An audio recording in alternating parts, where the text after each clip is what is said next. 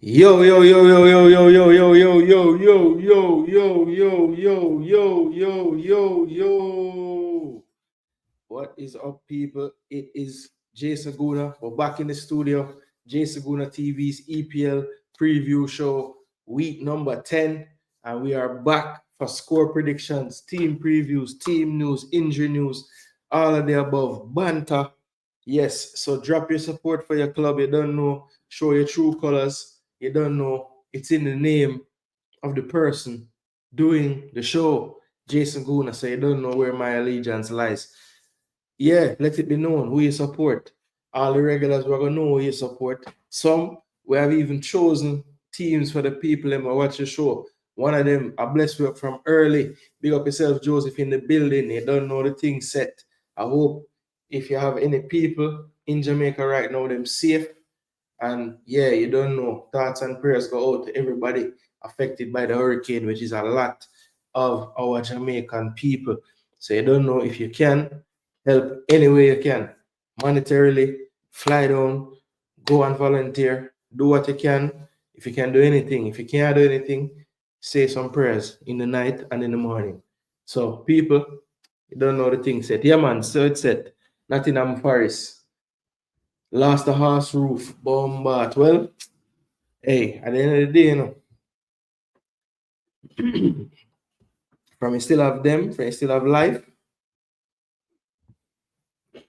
roof can put back. Some you see it still, I hope they see it the same. I'm sure they do. Because I think the numbers keep going up and up and up and up. How many people pass, and I don't think it's gonna really stop, because it's hard to get to a lot of areas. Everybody when we talk to, we're close to any of those really, really affected areas, and tell me you just can't get to certain place because there's just no more road. The road mash up. There's no way to get to certain place. So you don't know once they reach certain places. Yeah, might be different, but thoughts and prayers go to everybody. I don't know, but we have a show to do, people. EPL preview show. I don't know. We are going to break down everything going on in the EPL for the week because we have 10 matches. So we're gonna break down all of them and we're gonna give our score prediction. So anybody new, you don't know the thing go. If you're not new, just follow along with the people in the chat that are here because they've probably been here and they know the thing set. So as I said, support your team, give your thoughts, your concerns. We don't know where we go through the show. Same like we always do.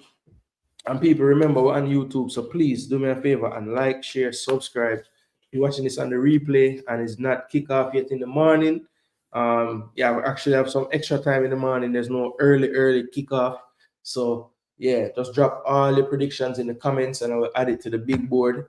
And you don't know, we can put you and see if you have what it takes to take home the trophy for the weekly score prediction table. All right, so no more long thing. Let's go to our hub for the night. Hold on there.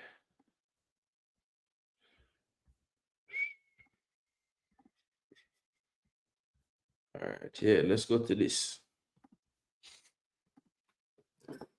All right, so we have the injury news from most of the teams. So Guardiola provides update on Haaland and Rodri's fitness. So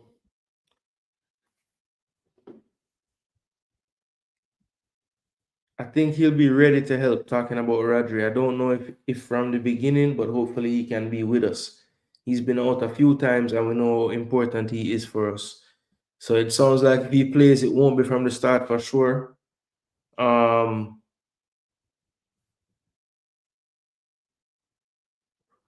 And he says Haaland, when asked about the striker, he just said, yeah, he's good. Asked if he's ready to go, he said, yeah.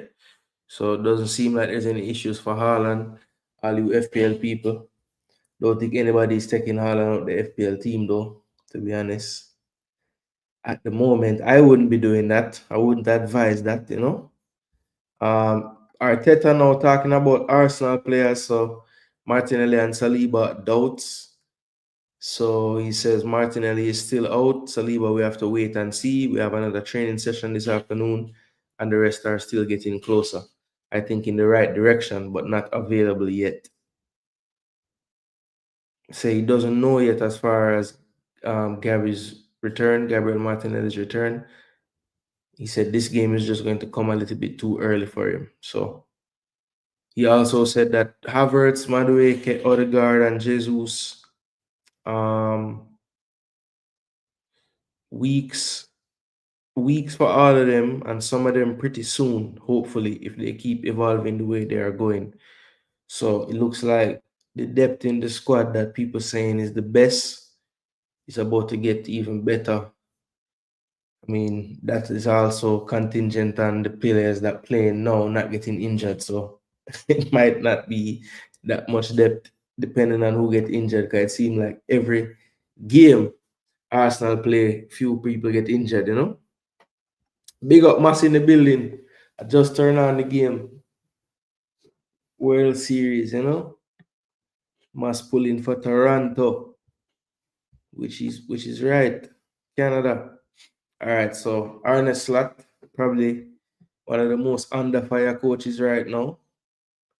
Never thought you would see the day, but there are some slot out Liverpool fans at this time. So Gavin Birch is back in training. Ryan trained yesterday. The other two didn't yet. Talking about Isak and Curtis Jones.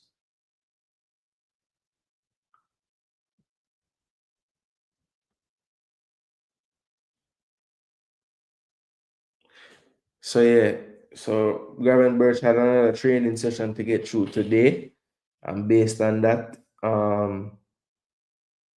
whether he'll start is based on how he got through the training session today. So, I mean, Gavin Birch is the type of player, I think if he's fit enough, he's going to start.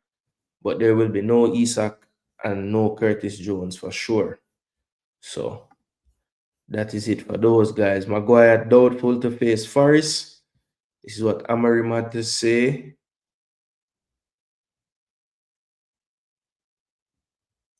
Lisandro Martinez back in training. Wow.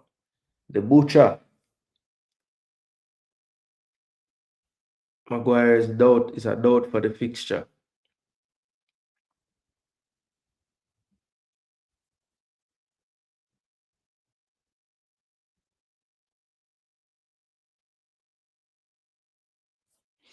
Yeah, so looks like Maguire is a doubt.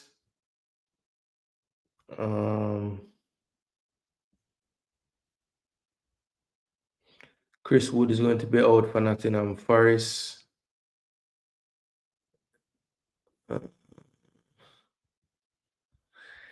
Yeah, so no Chris Wood for Forest, and it looks like Man U going to definitely be without Lisandro Martinez just back into training, and Harry Maguire is doubtful, so maybe no Harry Maguire, Lenny Euro probably. And Palace have two players out. Looks like Chris Richards will be available, but Eddie Nketiah and Adam Wharton going to miss out. Wharton just sick.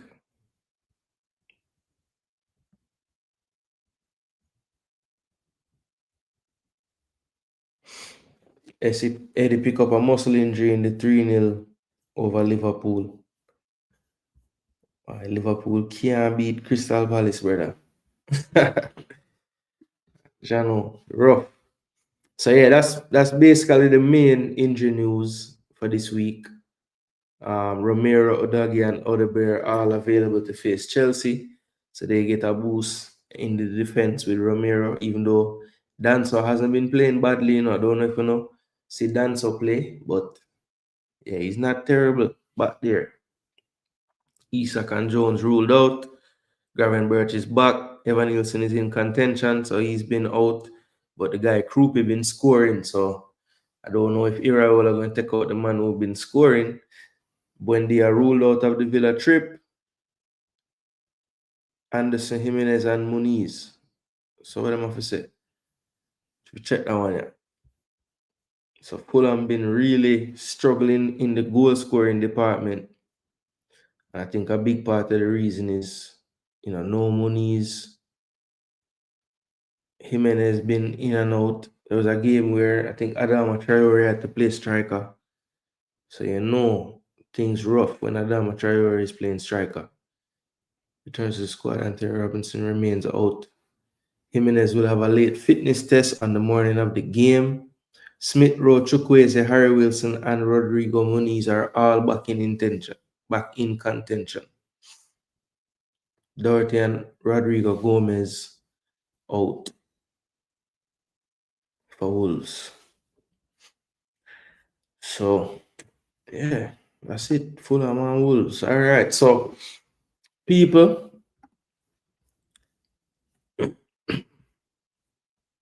aid and help quick. USA no help anymore. USA sent some stuff over already. They did a chat about no help.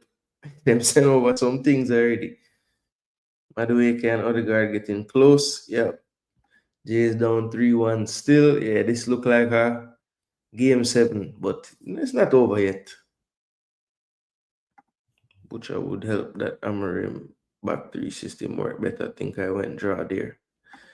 All right, yeah, I'm gonna add yours to the thing. I already have a name on there.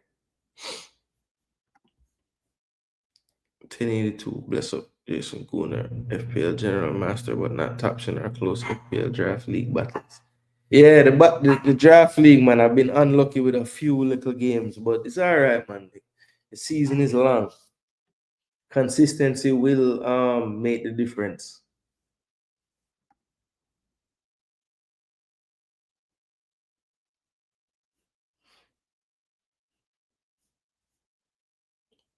All right, so let's get into the football matches, people. The football matches. So there's no early kickoff, as I said. So there's gonna be a big kickoff of games at 11 o'clock my time. I think I don't go back until like Sunday night or something like that.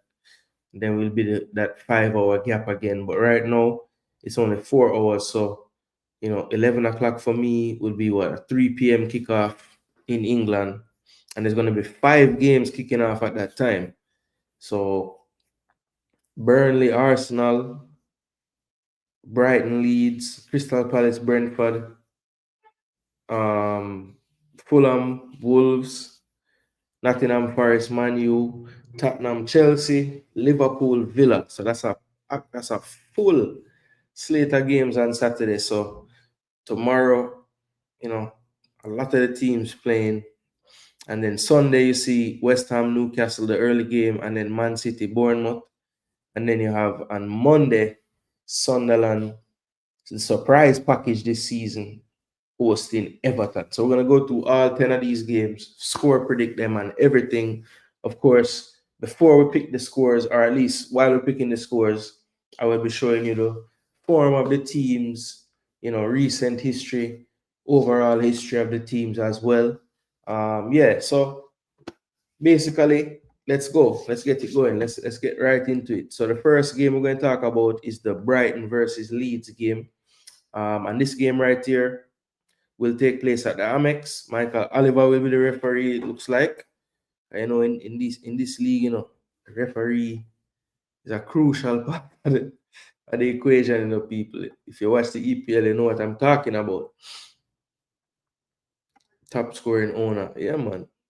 Big up Pristine in our building. Yeah, man. Pristine, the legend already. Dead on the paper. Certain people now missing them. I'm going to go forward. Joseph Brown run out with a score from early. Joseph said 3-0. 3-0 to Brighton. All right, Joseph, drop a 3-0. So let's see why Joseph feel that way now. So the league position shows both teams relatively close, right? They both have 3 wins. The point difference is in a draw here. That was a loss for Leeds, right? 9 goals scored for Leeds, though, to 14 to Brighton. So you see the difference in the goals per match. They both concede around a similar amount of goals, and the XG is, about 1.5 more in favor of Brighton. And then you see the clean sheets though. Brighton yet to have a clean sheet this season, and Leeds have two. Now the form going into this game for both teams, Brighton obviously drew with Spurs in week 5. That was a good game for them. 3-1 away win, probably I would say their best win of the season. Then you have the Wolves away 1-1 game, 2-1 at home over Newcastle, and then last week they lost to Man U 4-2 in an entertaining game, but for them would be a setback, right?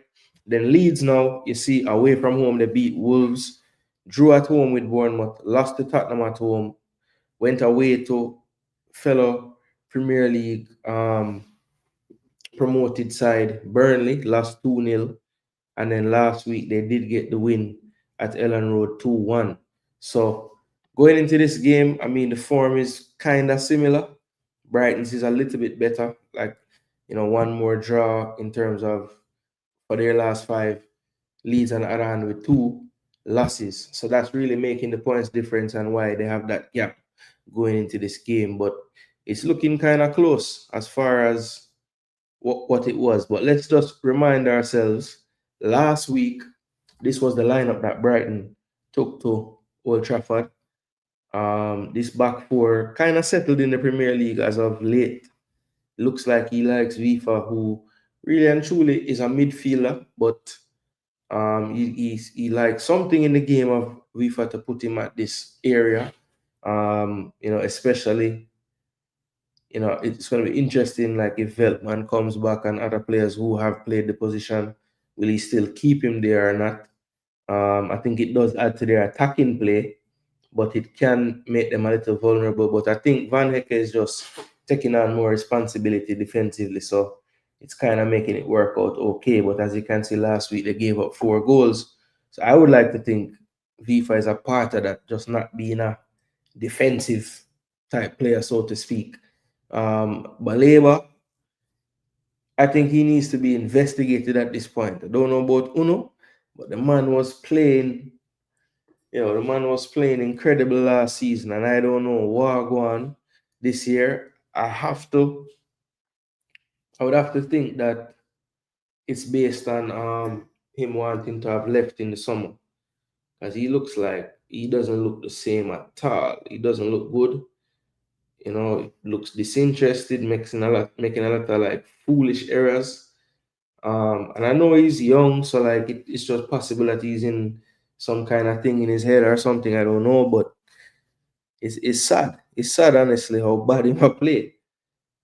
I mean, I never mind it when we played them because he was making mistakes and it was great. But yeah, Baleba needs to be investigated. I don't know why all of a sudden him can't kick ball. 2-1 Brighton, but never know with Leeds. Yeah, that is true. Stretch time coming up, that was 3-1. 2 outs, 1 on, bottom of the 7th. Ooh. Brighton 2-1. All right, pristine on the board. Agree with Moss. 2-1. Duklan a check in. Big up Duklan.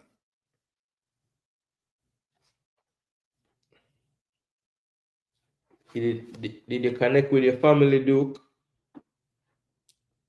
Remember, you did say you couldn't get in touch with some people.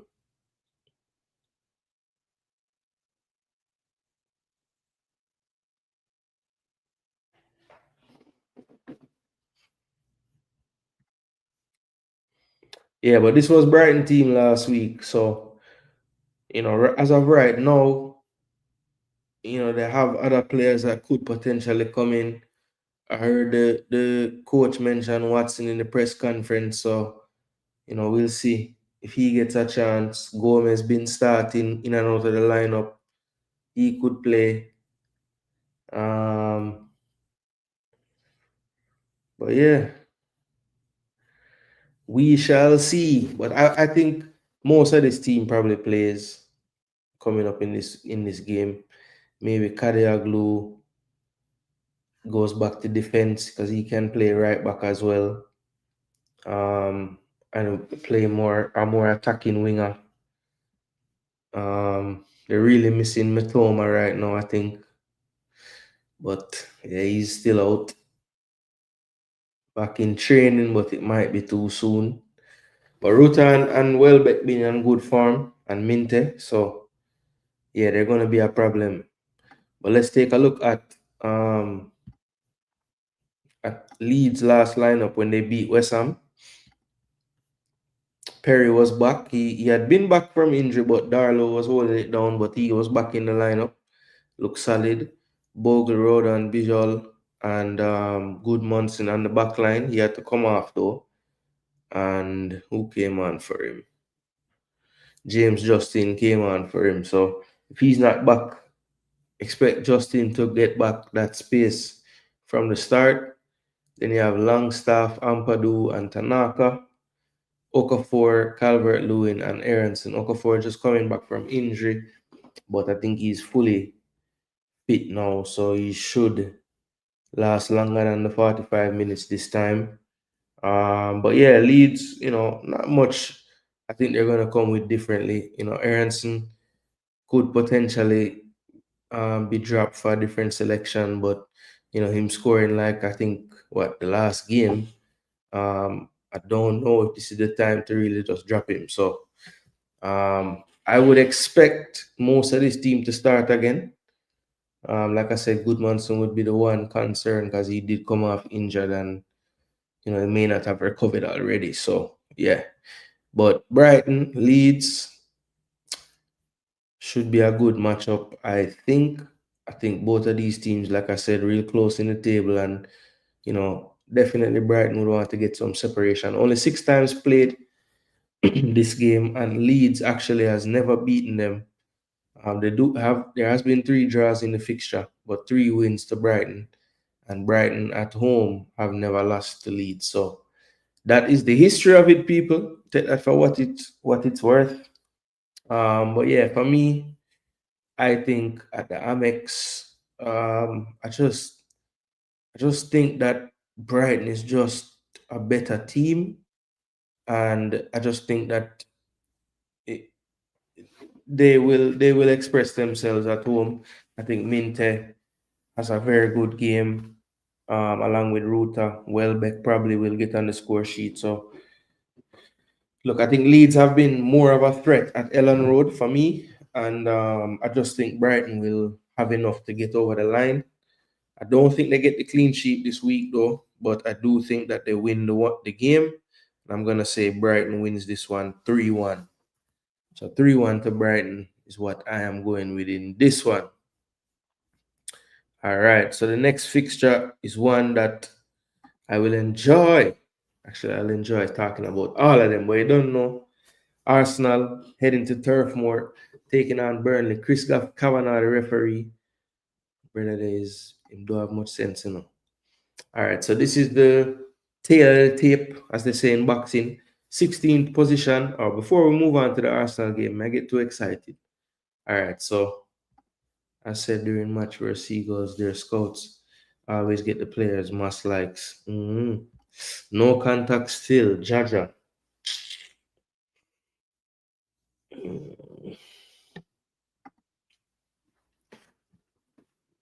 Need to try get the cause everybody who me never hear from tell me when I hear from them say at the Starlink them they use someone they I don't know maybe them thing there everybody gonna know if it do all of them something there. So yeah, damn, I know Star.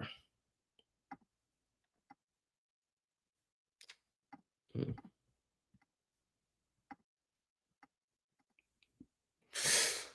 All right, so I never seen nobody else. I crossed myself up, but see if you change my mind on any. No, no, no, no, no. All right, Mas, let me know, because on another device, I have your picks literally like right there.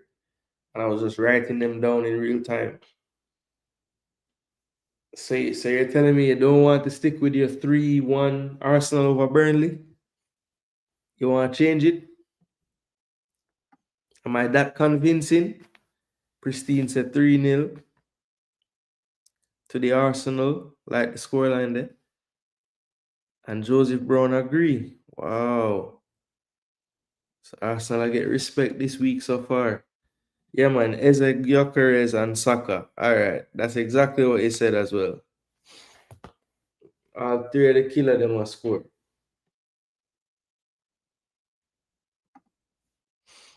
All right. So tail of the tape. League position for Burnley, 16th.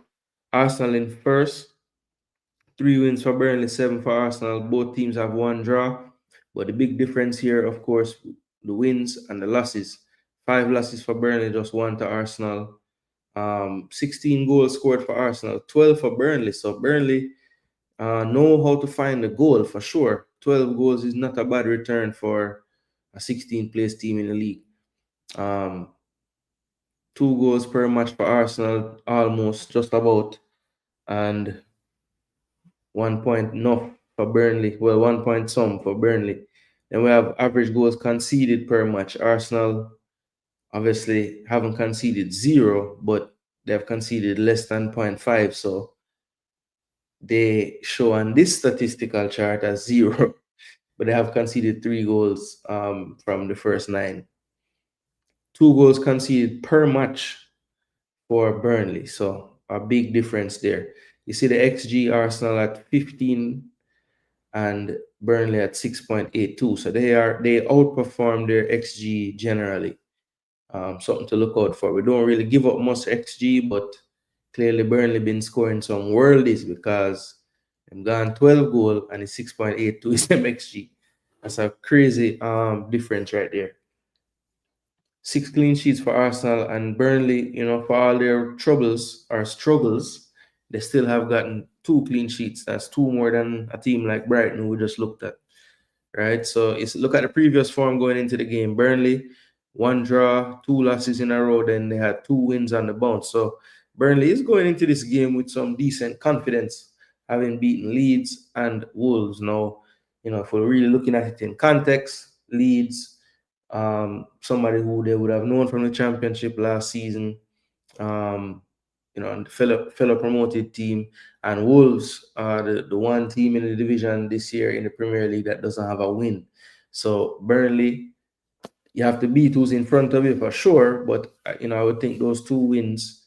I don't think neither of those teams going to pose the type of challenge that Arsenal will pose. But not taking anything away from them, but those 2 wins are wins that if you want to stay in the league, you probably want to be beating those teams, especially a Leeds at home and even a Wolves away from home. That's the game you want to try to steal a more than just positive 1 point result. You want to try to win that game, which they were able to do. Arsenal in their last 5 drew with Man City 1-1. That Gabriel Martinelli goal late. Newcastle away, another late goal giving us the 2-1, then 2-0 over West Ham, 1-0 away from home at Craven Cottage, and then another 1-0 Crystal Palace at home. So Arsenal, 3 straight clean sheets in the Prem, and that has led them to having a 3-point lead, I think, at the top of the table, or 4. Can't remember. I think it's 3. 18 times this fixture has been played in the Premier League, and Burnley have 1 win, and it was away actually. 4 draws in the fixtures and 13 wins for Arsenal. Last time they went to Turf Moor, they beat them 5-0 February 2024. That was 2 seasons ago when Burnley was in the Premier League. Teams last week, Burnley, when they went to the Molineux to face Wolves, the team looked like this. Zion Fleming came in for Foster, who was coming off of injury, and he scored 2 very good goals in the first half. And those were the only 2 goals that Burnley needed. Sorry, they did need a third from Lyle Foster when he came on. But Fleming had a very good game, so it's going to be like I wouldn't say a selection headache, but the coach does have 2 viable options because Foster came off the bench and scored. And Fleming did look good in his time, also started and stayed on the pitch as well. Also an option to play both of them. Fleming can operate just off the striker too. So bit of flexibility there. So you can see what might happen from Scott Parker. But this is the starting lineup that Burnley used last week. I think if the one selection, like I said, that's up for debate, Fleming or Foster, but everybody else I think should start as long as they're fit. I think Jaden Anthony might be a little fitness concern, but we'll see if he does get it over and starts this one. Now, Arsenal last week when they faced Palace, this was the lineup that we went with. Raya, Timber, Saliba, Magalhaes, Calafiori. We already know that Saliba is pretty much doubtful at this point. I think Mosquera looks like the direct replacement. He came on for him at halftime when he wasn't fit enough to continue. But the rest of that back line, I think, will be the same. And I think Mosquera for Saliba. Now, in midfield, I wouldn't be surprised based on what I saw in the Carabao Cup game if this midfield trio doesn't continue this game as well. Zubimendi, I know for sure will probably play because I think this coming week? Is it this coming week that there's wait name there? Or is it next week? When is the next Champions League? Can't be this coming week. Is it the week before the yeah, it is. All right. So yeah. So Zubimendi can't play that Champions League game. So that simply means he's gonna play this Premier League game. Declan is on risk of picking up yellow card suspension in the Slavia game. I'm wondering if the coach will still risk it because the next Champions League game after that would be Bayern Munich. But we'll see. We'll see what the coach wants to do. But I think tomorrow in the Premier League, I wouldn't be surprised if we see the same midfield: Zubimendi, Rice, and Eza, as he said his name is. And the front three, I think will be the same as well. Saka, Gyökeres, Trossard. I don't see any reason for that to change. So yeah, I think that will be the front three tomorrow as well. So yeah, the team will be pretty much the same, but Mosquera will play where you see Saliba in this one. Yeah, that's what I think will happen. And with that being said, history is not on the side of Burnley for sure. And when you look at the overall statistics and everything, I don't think much is on their side in terms of statistics, but football games are won and lost on the field, so anything can really happen. Yeah, it is a 4-point lead. I thought it was 3. So yeah, I think Arsenal continue their win streak. But they're on 4 on the bounce now in the Premier League. I think they make it 5. And the real question is, we're into a new month, and if Arsenal doesn't give up any goals in October, how does November start? And look, I haven't believed in the clean sheet enough for Arsenal this year. Always giving one to the other team and then they get the clean sheet. This time I'm gonna say we fall one shy. We fall one shy of the 5-0 in February 2024. We're gonna win this game 4-0. Arsenal. Yeah. You think people were chatting about ours to lose before? Oh my gosh, man. I'm gonna come with all kind of madness after this one. Blessings, Mario Logan. Big up yourself. Signal bad at my side right now, so big up everyone. Jano, Osh Logan, big up yourself. If you can, just drop a one comment and me write down the score then. I thought Scott Parker would suck again, but he doing not bad. Yeah, look, he's they can't quarrel. He's not doing terribly. Maybe he learned something from the last, time he was up and went right back down. Maybe. All right, so Duke I drop theme one. Crystal Palace, which one of them there? 2-1.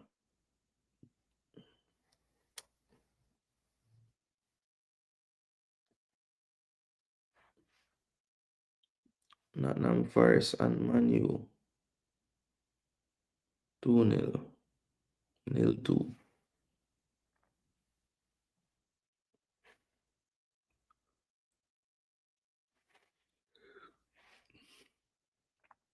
2-1.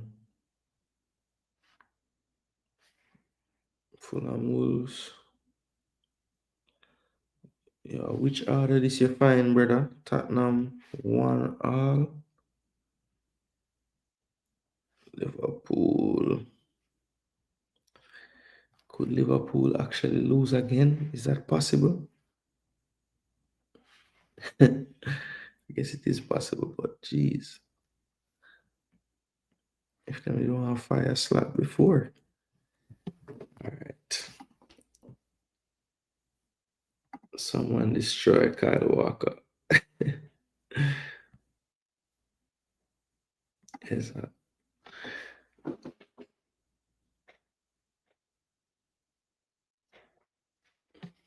can go España or Colombia. Yeah, either or.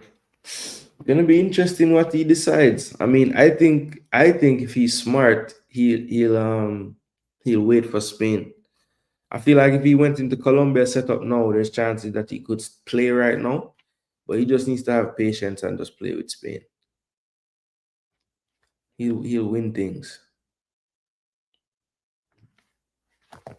Colombia team ain't bad though. They're a good team on their day. Just don't know if they'll be able to win the World Cup. They could win Copa America though. I mean, they could win the World Cup. I just don't think they will. DJ Gigs, exquisite. Bless up. Big up yourself, DJ Gigs. Hope all is well with you and your family. All right, so Arsenal, Burnley. I'm going with the 4-0. I didn't see anybody go with anything crazier than that. Well, I don't even think it's crazy, but nothing as bigger margin as that. So I go on for the baseball game. It's commercial, man. I say every time I look up.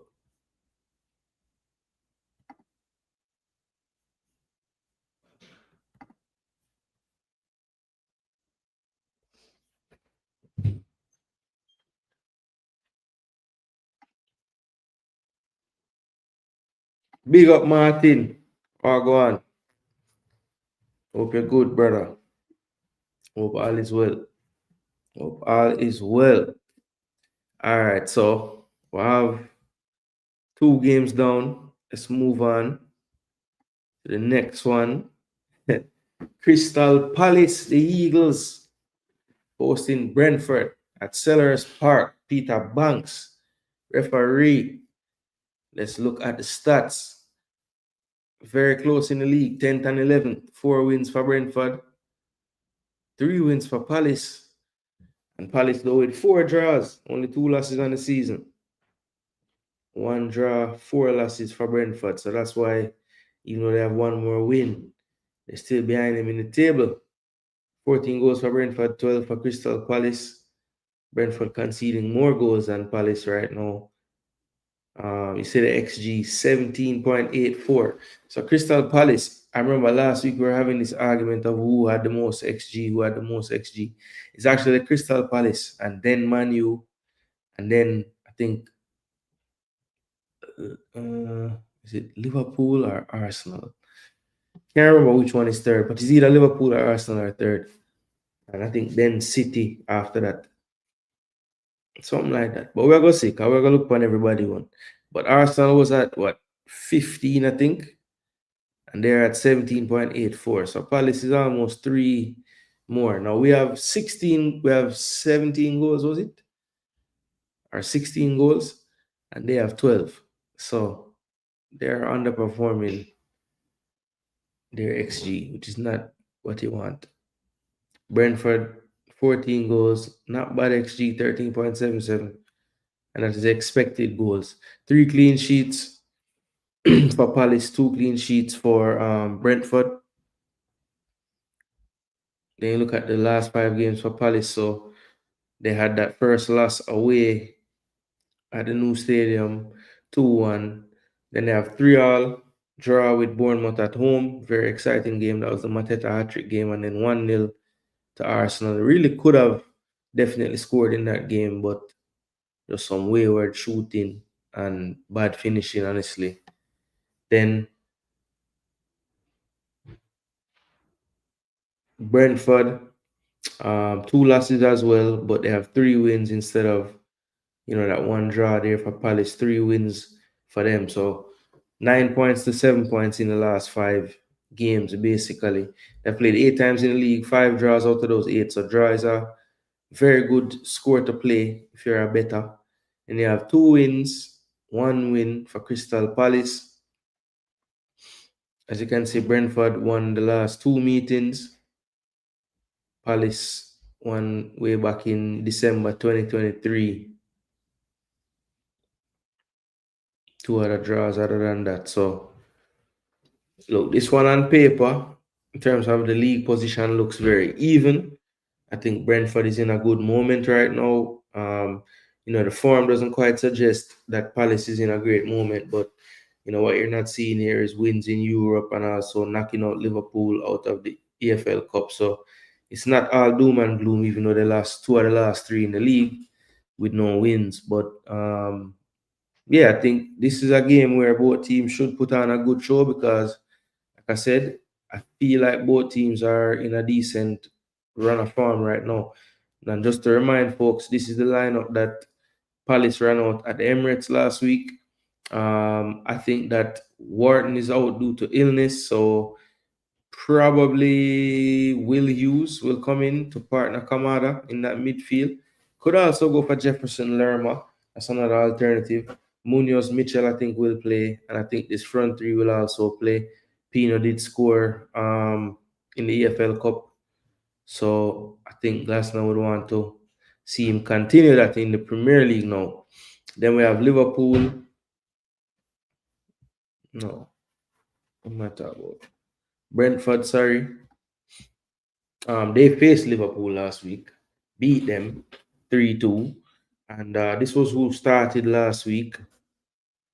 I wouldn't be surprised if this same team don't start. I mean, they played the FL Cup and rested quite a few players, rotated some in and out of the squad. I don't think any of these teams would have played any of these players right here on the screen would have played a full 90 minutes in the EFL Cup. So I think they should be good to go.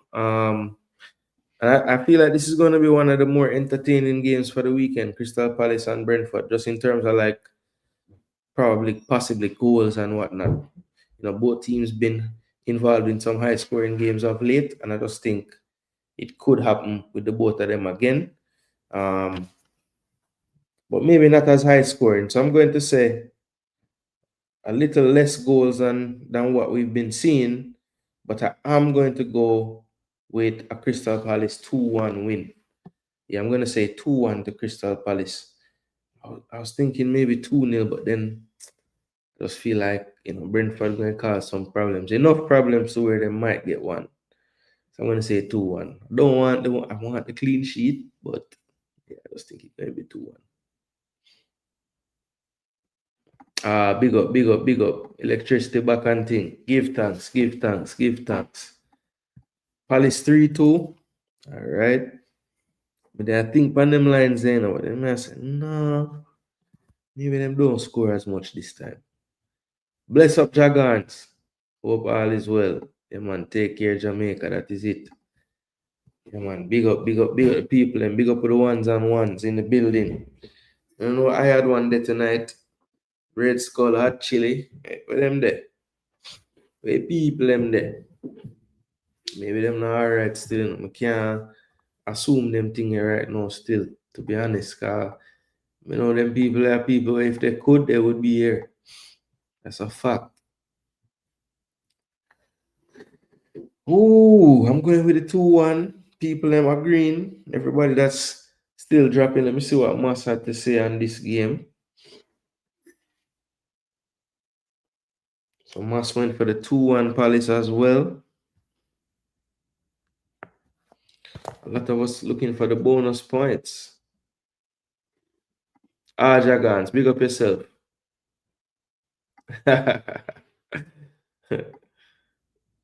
Pristine said 3-1 Palace. Yeah, I was going to say that too, but give them the 2. Yeah, man. Palace v Brentford should be a fun game, man. Both of them team there, them good, Like But them both can give up chances too. So I just think the keeper's gonna make saves. Keller gonna make some save. Henderson gonna make some save. Yeah, I could see the game being entertaining. All right, Fulham taking on Wolves. Now this one right here, you might look at the league table and say, boy, them two sided. But you say all them games, we might talk about entertainment. You goodly get some in this one too. Because both of these teams, I think, still struggling to get into any kind of rhythm. Fulham, I would blame it more towards the injuries that they have right now. Can't get no continuity in the attacking areas. And Wolves, I don't even know. Like, see, the main problem with these two teams is the goals. Them play 9, them score 9. Them play 9, them score 7. That's really what's killing them. They're not stopping people. 2 goals average per match for both. Right? You see the XG is right around 9. We've been looking at others right now, 13 at 15. I think Palace was almost at 18 XG. So double the expected goals as these two teams, basically. Crazy. Only one clean sheet kept between the two of them, and that was Fulham. Now the form, horrible.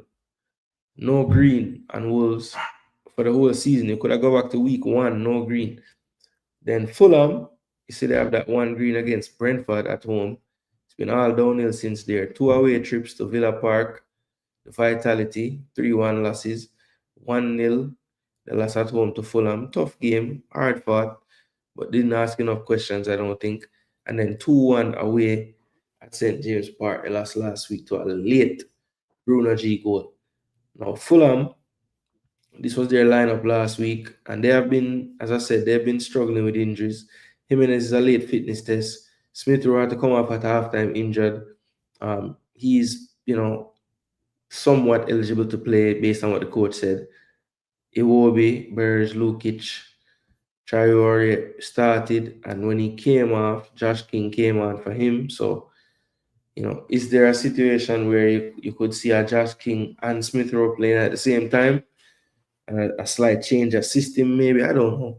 But Fulham, I think the back line is hoping that Anderson comes back. He was back in training, so we'll see if it's time for him already.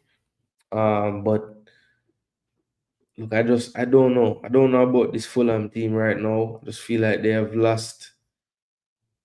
definitely lost some of the cutting edge that they used to have. But this was Wolves lineup, and they'll be traveling to the Cottage. But Johnstone, Kijana, however, Bueno, Krejci, Bueno. So are brother them? Are they brothers? Munetsi, Andre, Bellegarde, Arias, Gomez, and Strand Larson. So Gomez is a doubt.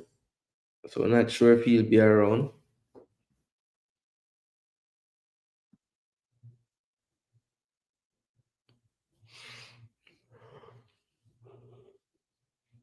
So who scored in the cup for Wolves?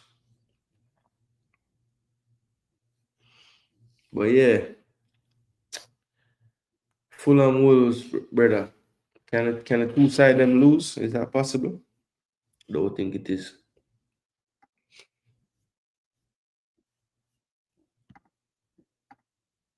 Hold on there.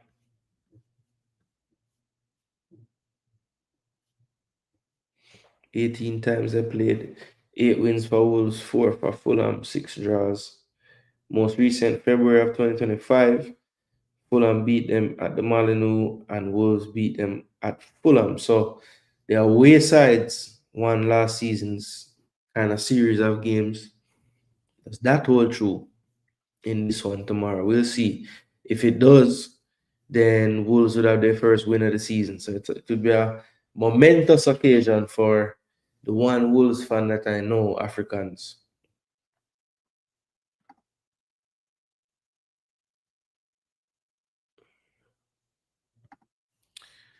Joseph say 0-0. Say after all that analyzing, Ian say no goal. 2 hapless teams will play out to a dull draw. 2 2-0 to Pristine. I'm assuming you're saying Fulham there because they're the first name. So yeah, that would make sense. 2-0. One float in the building. Go on. 2-1 Brighton on the board. Yeah, Fulham 2-0, I figured. Thanks for the clarity though. Yo. 3-1 Gunners. I've sensed this a week here now.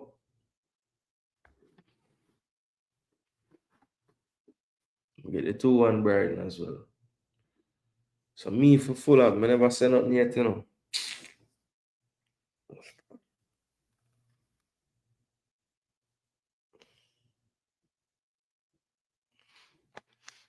Yo, I can't do it. In my brain, not my brain, but I just want to pick Wolves star. That's how I feel it, you know.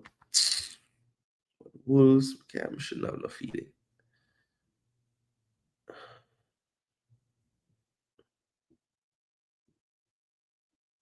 Fulham gonna beat them, brother. Sure. Fulham not gonna be decided to go make them beat them. Or make them even draw. They might, but I don't think so. I'm going with 2-1. 2-1 Fulham. Wolves get a goal. 2-1, may I say. Float say 3-1 Palace.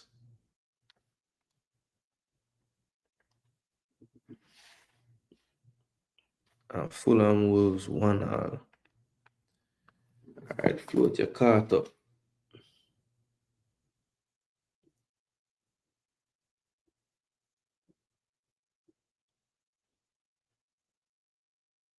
Wait.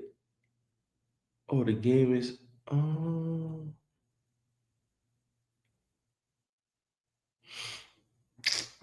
That makes sense. Top of the ninth, and I better don't give up no runs in this. Fulham 2-0. Yo, Mas, I swear, I want to give them the clean sheet, but I don't trust them. Don't trust them to do it. WWE. Yeah, man, you're caught up. You're caught up right over there. All right, next game, you know, where the United fans them there. Where the United fans them there.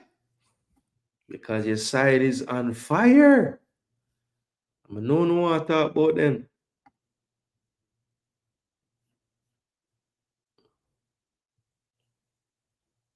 Nottingham Forest at the City Ground. Sean Dyche and him crew. Darren England reffing will host Manchester United. And not just any Manchester United, but this Manchester United. 4 wins in the last 5. 3 wins on the bounce. Only last coming away to Brentford on a day that, you know, Brentford does have their ticket right now, I guess. Brighton did as well, but they broke that voodoo. Now this time they travel to Forest. I will see what they can do there, but they're on a roll, and it must be said that it's been coming. A few of these wins been coming in terms of, you know, what their stats have been like this year, the XG that they've been able to accumulate. Yeah, it was looking like it could turn around, and the turnaround has gotten them up to 6th position, Forest in 18th. So stark contrast to what we were looking at from Forest last season. 5 wins for United so far this season, 1 drawn game and 3 losses.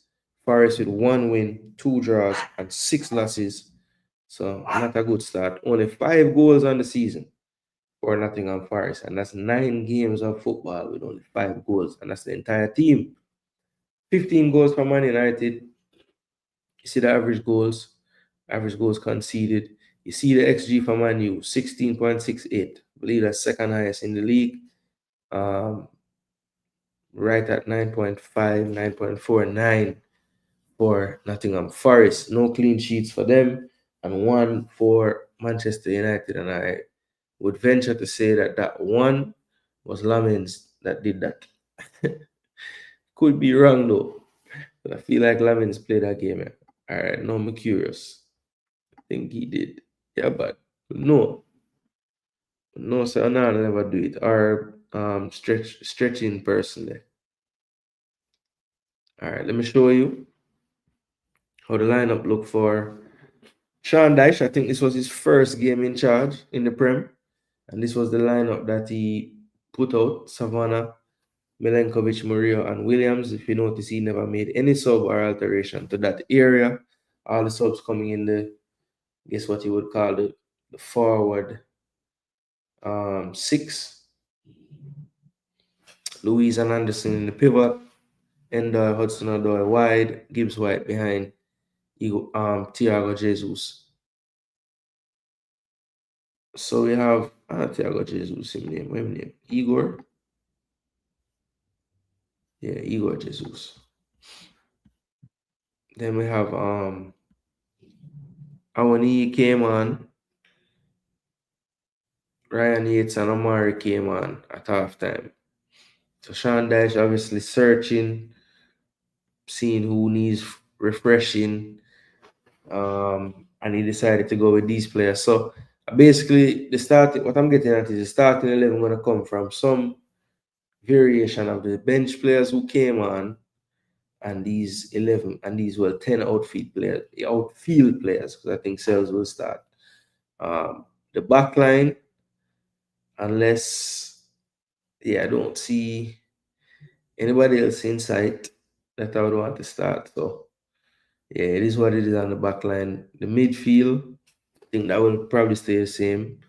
And these areas, the Endoy, Hudson Odoi, Jesus, even, I think those are positions to look out for some potential changes from what you see there. All right, that's Nottingham Forest breakdown of the last team that they started. Now this is Manchester United, and the customary one of the centre back them will play on the flank side is going to get subbed, and this time it was Luke Shaw. And when Shaw came off, Aiden Heaven came on, so it was a direct replacement. It's a little bit taller, a bit taller player than Shaw for the aerial battles and everything. But yeah, I think he's kind of settled on this team somewhat. I think Dorgu as a more natural left-footed player is always a option. But Diallo, I think has just enough defensive work rate for this to actually work. But I think teams later in the game, as you saw with Brighton, you can kind of get at them. Both their goals coming after the 70th minute, and I think that's not a coincidence. I think some of these players, the Brunos, the Casemiros, they, especially these two players for me, they do have moments in the game where you can tell it's like getting away from them, and they really can't do anything to stop it. So, and typically those moments happen later in the game. So Casemiro made it to 70. That's something to watch. How long does he actually stay on the pitch this time in terms of the minutes? So these are all questions. I think the back three will probably stay the same. I don't see any change in there.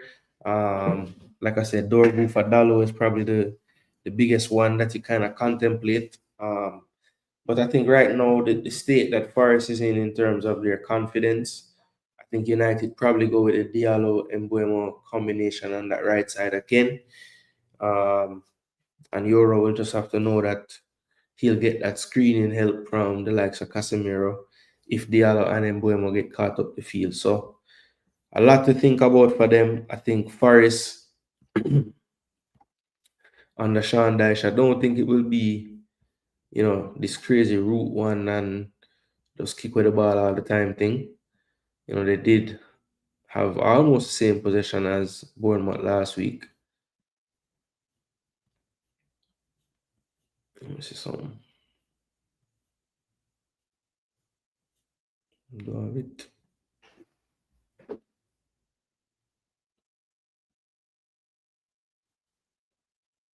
Go long 69 times compared to 40 something. So maybe Dyche ball in full effect, people. Here I am trying to give him some benefit. He not deserve it. think I went for 2-0 or 2-1. Yeah, it went for 2-0. United 2-1 to Pristine. So Afro man have one more game if this happen for beat Spurs and him cut him here. United 2-1.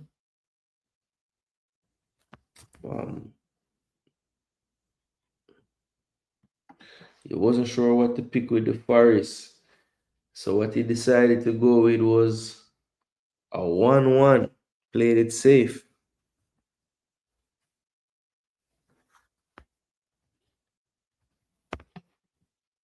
Who was your man of the match first, Brighton? I choose Ethan. Who did I say? BBK Sports did ask me, I'm telling you.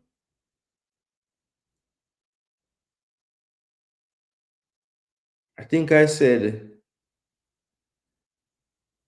I might have said, what my boy the name? The Ecuador boy, the defender. Incapie or whatever him want name. Piero Incapie. Yeah, I gave it to him. Because Ethan in the first half was poor. So even though he played great in the second half, I can't forget the first half. So I never give him. I thought Incapie was more consistent throughout the game.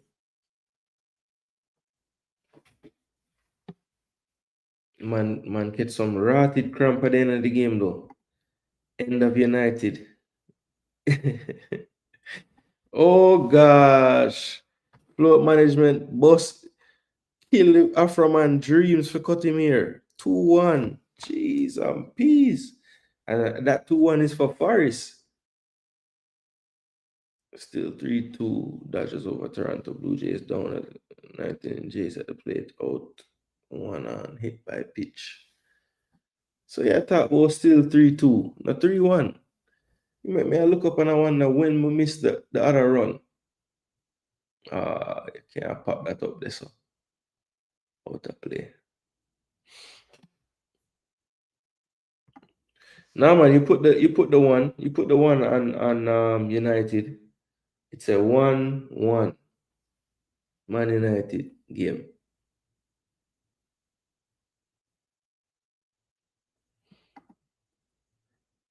Yeah, I went with Nkapie.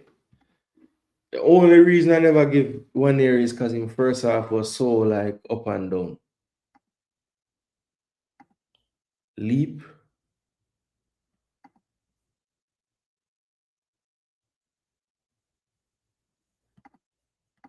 Kepa, it's 3-1. I made an error.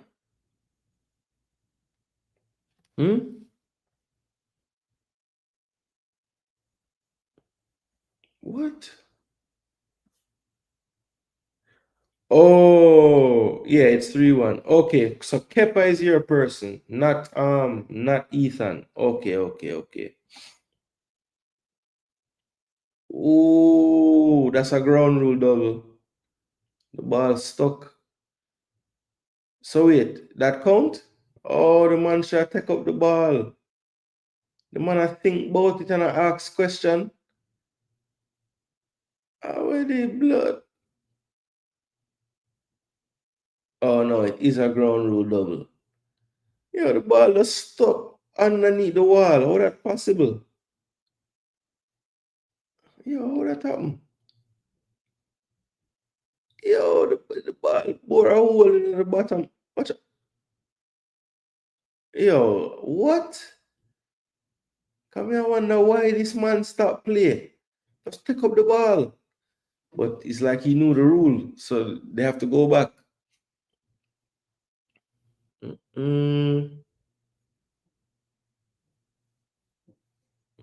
That was a big.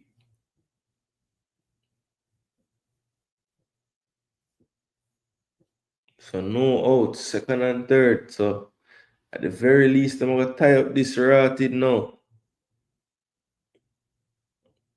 So the man them take out the starter and bring on the other Japanese man. Japanese man pitch a whole heap in a while ago.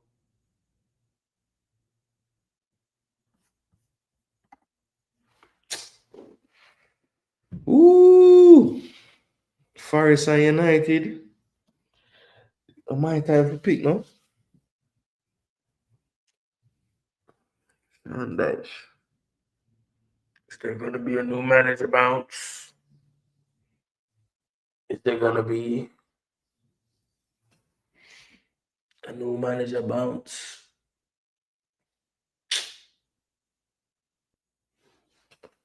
What will happen here, people? Somebody tell me what will happen here. I really don't know, Star. Will the man them really win 4 games in a row? Yo, unthinkable, yeah, man.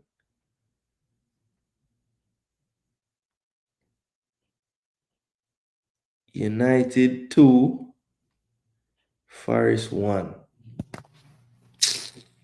Can't believe I'm doing this. Can't believe I'm going with United, yo. I don't know. I feel like them actually going to win again. Spurs and Chelsea. So this one recently has been very entertaining as a game. Most of the games they play, if we're being honest.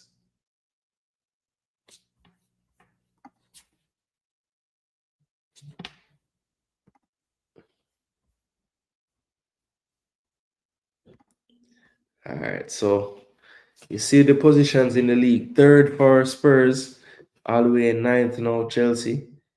4 wins, 5 wins for Spurs, 2 draws each, 3 losses for Chelsea, 2 for Spurs. 17 goals for both teams, so that's 2 of the highest scoring teams in the league so far.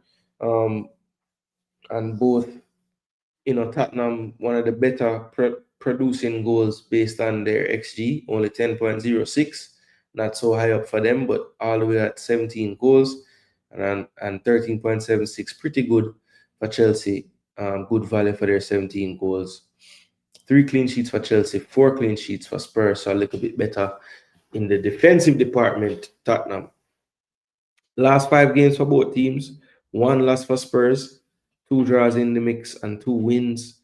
Only 2 wins in there for Chelsea, and then 3 losses.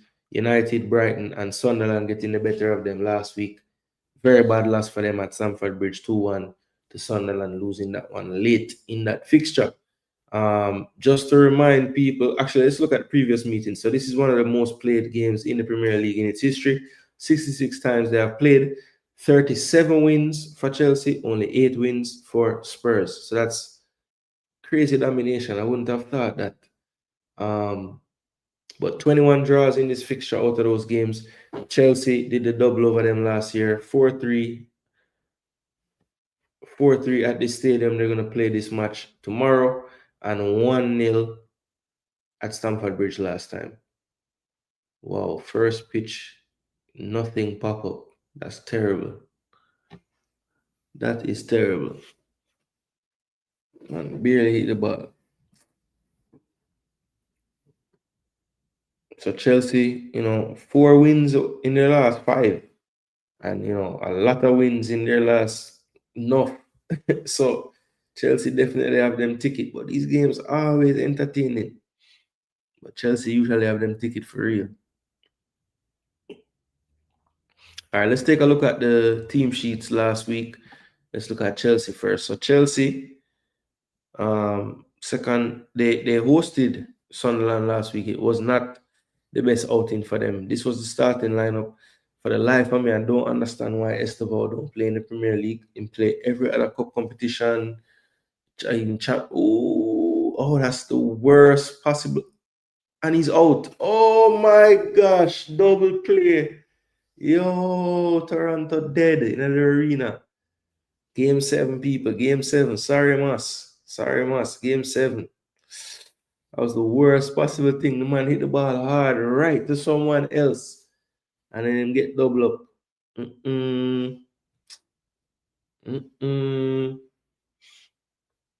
World Series going game 7. All right, Chelsea 2-1. That is what Mas went with. 2-1 Chelsea to win the game.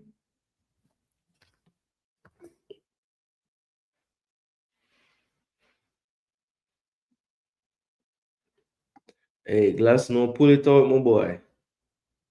Big play, that double play in that fashion to end it. Not this time.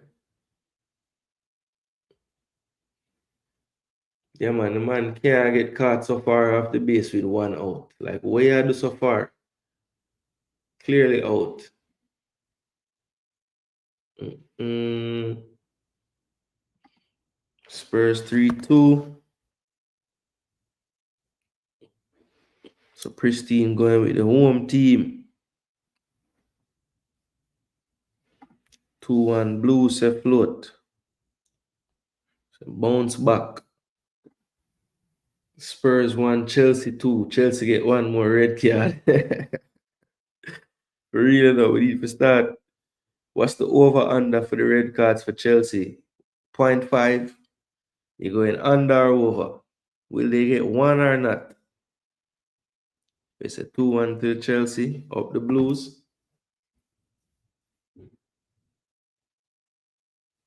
Toronto fans Bex. No worry, man. Spend your money on next night and come cheer for them to win the game 7.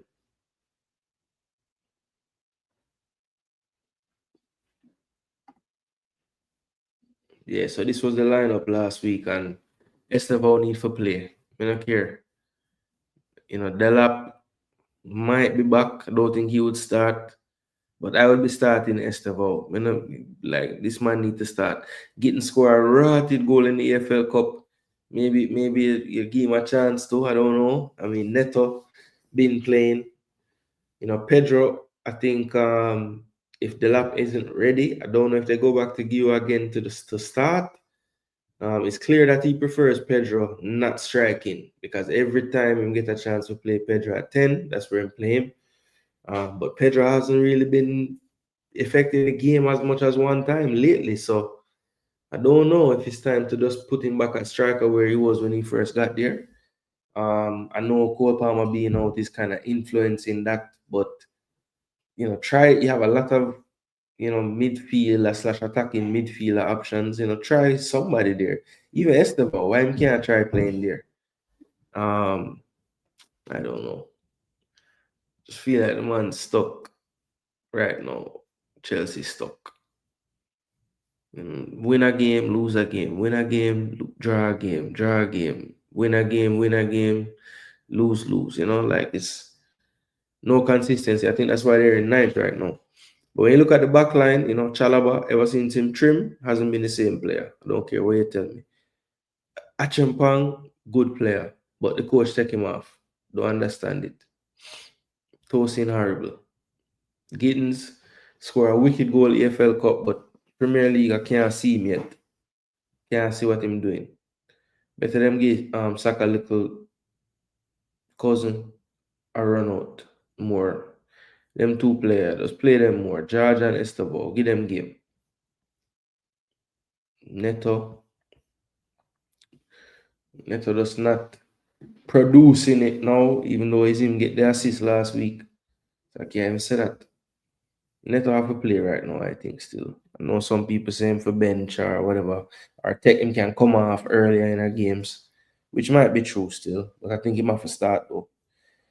Tottenham, Chelsea, two teams that I don't like. I think I hate Spurs a little more though. Spurs there, them hard though. Can't keep up, All right. Last time they play at home, them get beaten. Chelsea have them ticket.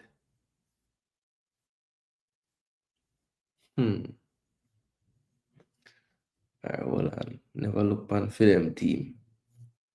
So this is who played. I know they had that much change EFL Cup team in their loss. Vicario, Pura, Danzo, Van de Ven. Okay, Romero should be back. Even though I don't know if I'm dropping this guy. He's been playing good.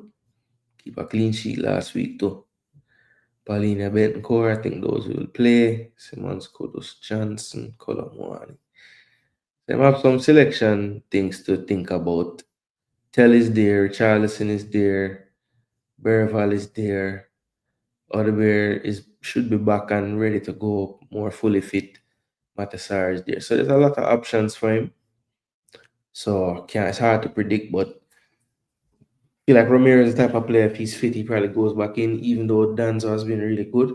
And it also could be a case where he just goes with a back three shape, because we've seen Thomas Frank do that before too. So it's going to be interesting what he decides to do. I happen to think Danzo is playing really well, so to be a little bit harsh, but you're not going to drop Van de Ven, and Romero is Romero. So just depends on how the coach sees it still. But for me, Tottenham, Chelsea, I say Tottenham 1, Chelsea. Actually, Tottenham 2, Chelsea 2. I think this game gonna tie. Yeah. I think this game gonna tie, people. Think Tottenham and Chelsea is going to draw. Desmond 2-2. That is it. All right. So let's move along. It's a long day of football. There's a game all the way in the afternoon, evening time. I won't go to it for some reason. So Liverpool at Anfield hosting Aston Villa. Aston Villa last week knocked over Man City 1-0. That was at Villa Park.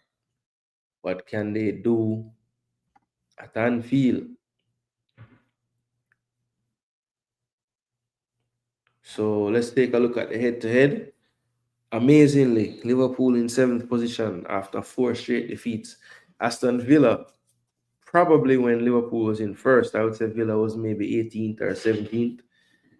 They have gone on the opposite end of the streaks, and now they're right there with each other, 7th and 8th. 4 wins. Now Aston Villa is up to 5 wins for Liverpool, no draws, and 4 losses. So you know what you're going to get from Liverpool, a win or a loss. Easy to predict, right? 4 wins, 3 draws, and 2 losses for Aston Villa. 16 goals for Liverpool to just 9 for Villa. So that's a huge difference there. The expected goals very low as well, 7.26. For Liverpool, 16.11. So they're right there in third. You see the clean sheets, 3 for Aston Villa, 2 for Liverpool. But you see the form. After the win against Everton in the Merseyside derby at home, 2-1. Losses to Crystal Palace, 2-1 away. 2-1 away to Chelsea, loss. 2-1 at home to Manchester United, loss. And a 3-2 away loss to Brentford last match week. Then you have Aston Villa unbeaten in 5, 1 draw, and that was away to Sunderland. That point was looking like was that early, but now it's looking like that's a great point away from home. 3-1 over Fulham at home, 2-1 over Burnley at home. Went to Tottenham and did 2 better points wise than what they did at Sunderland, beating them 2-1, and then a 1-0 victory last week. Really a statement win for them, I think.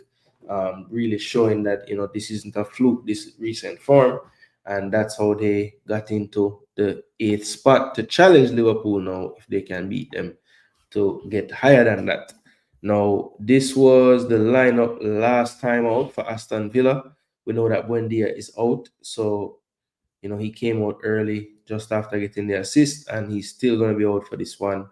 But I think other than him, I don't expect much difference. Buendia, when he came off, decided to go with Jadon Sancho, and Sancho then had to come off after 74 minutes. Not sure if that's just a fitness levels thing, don't want to overdo it, or he picked up some kind of knock. But Marlon is an option as well. Desan we have seen playing out there as well. So a couple of other options he can go with. But yeah, it's going to be interesting to see what he actually selects. I think Onana and Kamara is probably the most solid central midfield pair that they could offer right now, and they may just go for that again against Liverpool. Of course, McGinn, can top narrow and make the extra body there, so that they don't get outnumbered. So it's going to be interesting to see, what tactical tweaks Unai have, because he might always have some, to face Liverpool. So then we have Liverpool with their team in their 3-2 loss away to Brentford. And, obviously Salah got a goal late. It was more like a consolation at that point. Um,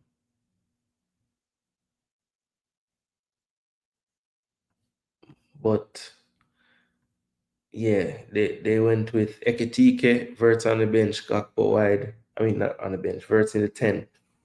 I think that will look similar. Ekitike, Salah on the right. Um, I'm wondering though what he's gonna go with in this role. There's no Curtis Jones this week. McAllister should be good. Gravenberg should be good enough. So I think we might revisit the Gravenberg, Soboslai, and McAllister midfield. Um, and then obviously I think Gakpo will retain his place on the left.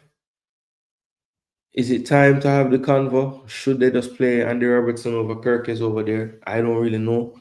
But Van Dijk, Konate, and Bradley, I think, will be there. And the goalkeeper, left back, is kind of still up for debate, I think, because he's getting more and more frustrated with the youth. And eventually, I'm just going to have to just give him a chance for rest off. Don't know if this is the week Aston Villa coming to town or not, but we shall see. I think this game should be pretty good. Um, should be a pretty good game, I think. See the stats in the Prem. Another game that's been played a lot of times in the Premier League era. 60 times they have played, 34 wins for Liverpool, 13 for Aston Villa, and 13 drawn games. And in fact, the last time they played was a 2-2 draw at Villa Park. But the last time they played at Anfield was a 2-0 win for Liverpool. So Liverpool has lost 4 in a row. Aston Villa have won 4 in a row. Something stood out to me when I was reading out the stats. Liverpool play 9 games so far and don't draw one. It's very improbable, And because of that fact, I believe the law of averages leads me to believe that Aston Villa and Liverpool will actually draw tomorrow. I'm going to go with another Desmond Tutu.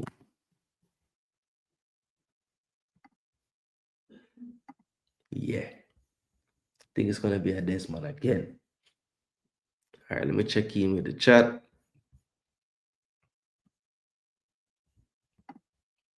Liverpool 2, Aston Villa 1. Liverpool needs to get it together. Their defensive posture suspect of late. They will win, but I doubt they can stop Villa from scoring. Yeah, I don't even think they'll stop them from scoring more than one. That's why I went with the 2-2. And to be honest, I could even say a 2-1 topple over. But I'm going to give Liverpool the 2 goals. And I don't think they'll concede 3. So I'm going to leave it at that. But they definitely need to get it together, Joseph. This version of them won't get it done. Must did also go 2-2. All right. Yeah, I just see that one being a 2-2, man. Has draw written all over it. Especially Liverpool don't draw a game yet. Nah, man, it's time. It's time.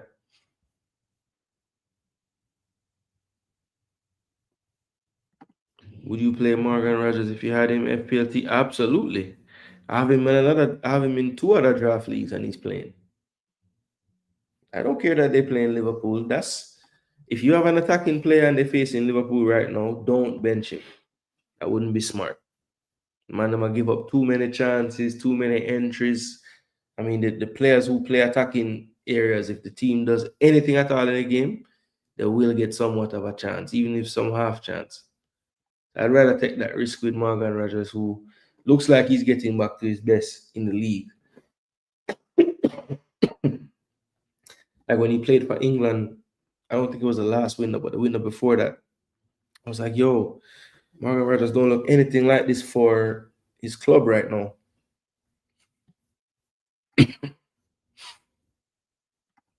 Flo thinking 2-2 as well.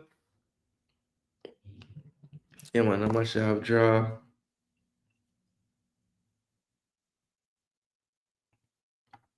How you spend all that money, Liverpool, and not one CB?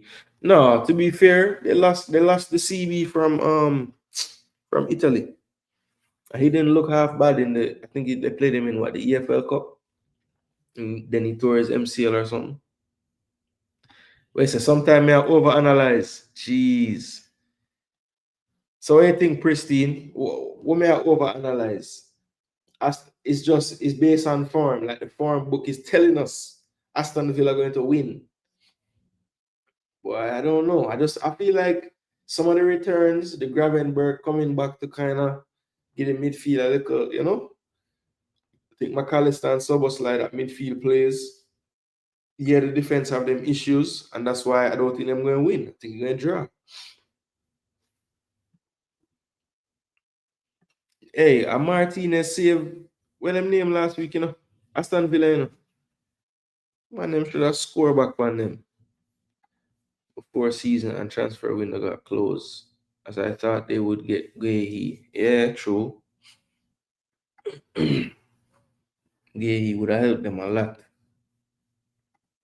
Them could at least rotate the three man them. Or, really rotate him name. Konate and him. I'm gonna think him a rotate Virgil, even though him probably need some rotation from time to time too. All right, so league position 19 for West Ham, 12 for Newcastle. This is the Sunday now we're moving into. No new manager bounce for them since Nuno got there. I think it's just more the club than the manager, yeah, man. Because every manager go there just dead. 3 wins, 3 draws, 3 losses. That's what Newcastle season look like right now. Mixed bag. 1 win for West Ham, 1 draw, 7 losses. What West Ham would do for the mixed bag 3-3-3. 9 goals, 7 goals. So West Ham lower scoring. Both teams not scoring a lot though. But West Ham conceding more. I see the XG much higher for Newcastle United, even though they've only got 9 goals. 7.66, 7 goals. Pretty close. 5 clean sheets as well for Newcastle, only the 1 for West Ham. West Ham, their last 5, not good reading for West Ham fans. Only 1 draw. That was away to Everton, losses to Crystal Palace at home, Arsenal away, Brentford at home, and Leeds away. Newcastle, 0-0 against Bournemouth, 2-1 against Arsenal, loss, 2-0 win over Nottingham Forest, then a 2-1 away trip to the Amex against Brighton, they lost, and then 2-1 they won at home against Fulham last time out, late goal by Bruno G, as I mentioned earlier. So, moving into the history, 54 games played, 25 wins Newcastle, 15 West Ham, 14 draws. So, Newcastle with the edge there. Last time they played 1-0.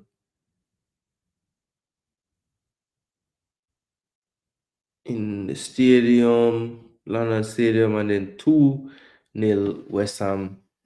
So, both their away teams won last year.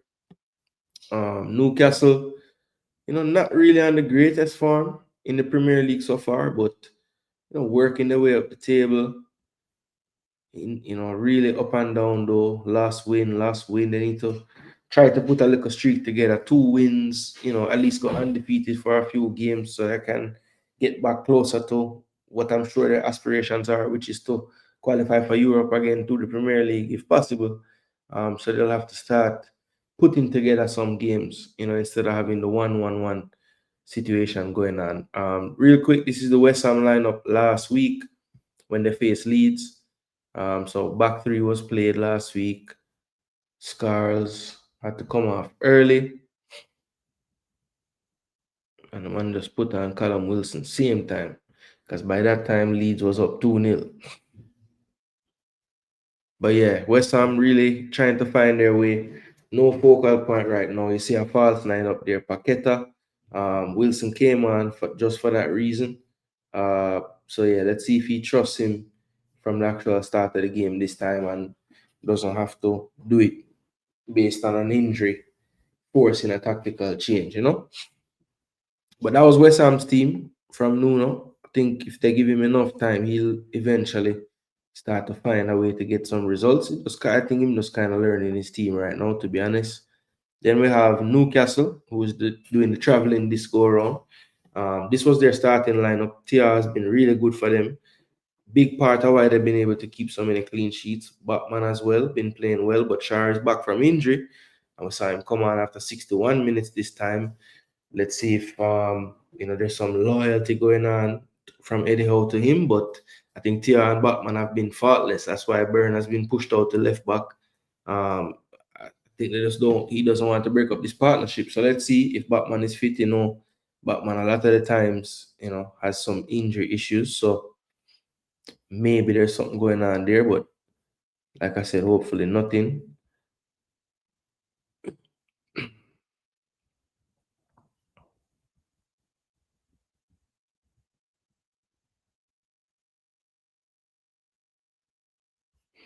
Yeah, so nothing crazy going at West Ham. So Batman should be good. I didn't hear him mentioning anything. So he should be good to go. I think they stay with that lineup. Tonali should be back in business this go around from the start. So I expect him to start. Now they do have a Champions League game in midweek, so it's going to be interesting what they go with. Murphy and Gordon have been getting the nod in the Prem, and Baltimore seems like a non-drop because he play all the time. But yeah, West Ham, Newcastle, pristine. Menago do it. Second game on Sunday should be a really good matchup as well. This one is Man City versus Bournemouth. Let's take a look at how they look in the table. So Bournemouth in second, Man City in fifth. But I thought those might be different going into the season. 5 wins for both teams, 1 draw for City, 3 draws for Bournemouth. The difference being 3 losses for City, only 1 for Bournemouth. Man City 17 goals, Bournemouth 16 goals. Both teams averaging about the same per match. You see the XG difference though, only 11.04. City at 15.78 for their 17 goals. So definitely more clinical so far this season. Bournemouth, and you see the clean sheets even at 4 apiece.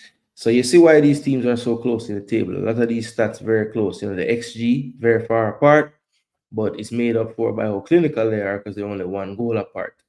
So that goes to show City has more consistency at a certain level, but Bournemouth can attain that level, but they may not stay there or sustain it.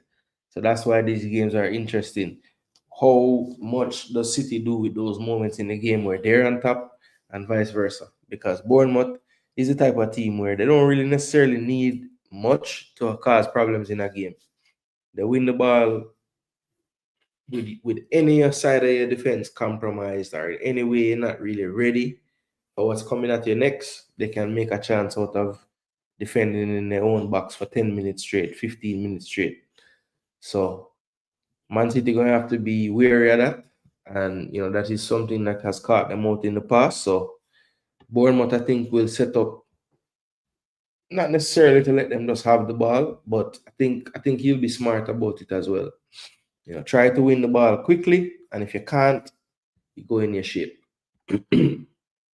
This was Man City's lineup last week when they lost to Villa 1-0. So Rodri should be back. And in this game, Nico Gonzalez didn't even start. This man always doing some madness, man.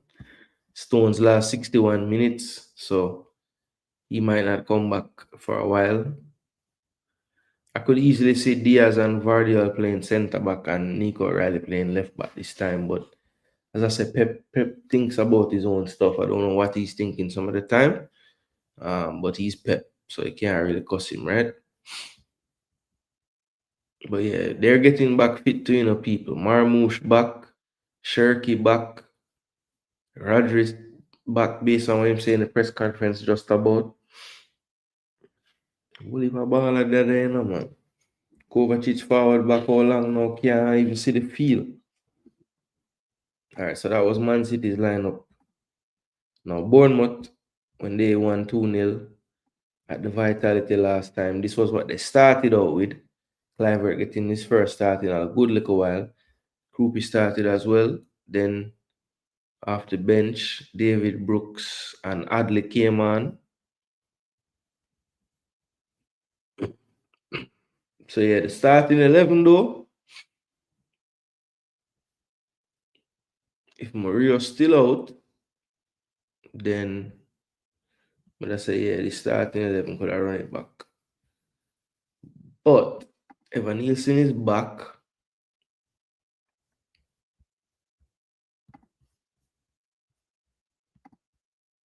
So do you throw him right in or do you stay with the hot striker right now? Our crew people are gone 3-9 last 2 games in the league. It's very hard to just take him out the starting lineup like that, man. Poor last game as well. Jeez. Yeah, what a rough.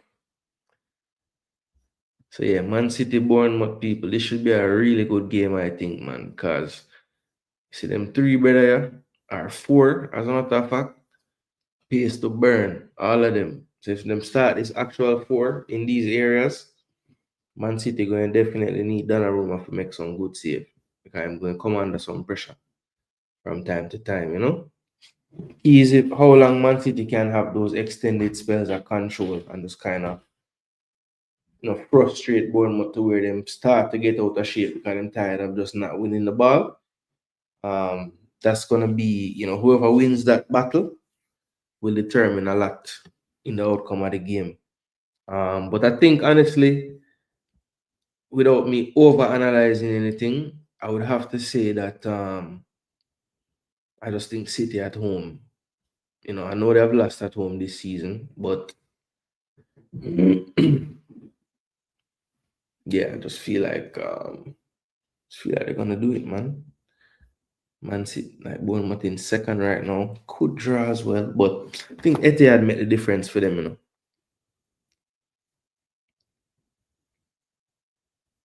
So I'm gonna actually go with a 3-1 this time for Man City. Good win for them. Tight game, but they get a goal late to make it 3-1. And then the last game, let me go ahead and check. All right, so Skull in the building. Me they ask where they and chill. I can't see chilling either. Okay, they can work. Mad thing. Big up yourself, same way, Skull. Let's get here, score them early. All right, before we go down this, so I think we miss something.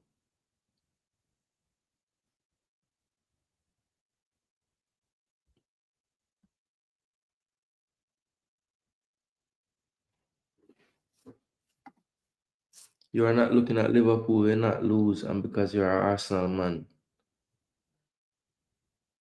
Oh, okay. So you just accost me because me I overanalyze as much as I can not forget Liverpool the result. And I overanalyze, brother. The man, them not play good right now. After window close, I said Arsenal because we got Eza. And Liverpool didn't get Gehi, and Palace owns them gladly, not us. What Jason think of Juve signing Spalletti for rest of season? Oh, that's who they went for? I thought they were just gonna let the caretaker guy keep doing it. I guess that could work, but I mean that guy just playing musical chairs at this point. West Ham 0, Newcastle 3. West Ham should draw back for Antonio when they go down to the championship. They might secure relegation before the mid-season break. Jaja, them really what this. Yeah, the only thing saving them from doing that is the fact that Wolves is in the league as well. Cause they are terrible. They're not even terrible. Them just can't win. Cause when you watch the highlights yesterday, it's a John O'Star. These guys should have scored like 3-4 goals today. Pretty sure I went Newcastle 2-1. Tough job for Espirito. Yeah, it's tough because the team is like, I don't know, man. The way they put that team together, like nobody really put any thought into it. It was just kind of, we need a bunch of players, so let's just get players. Like, no, bro, you have to have some kind of strategy of some sort. Can't just be a get players thing.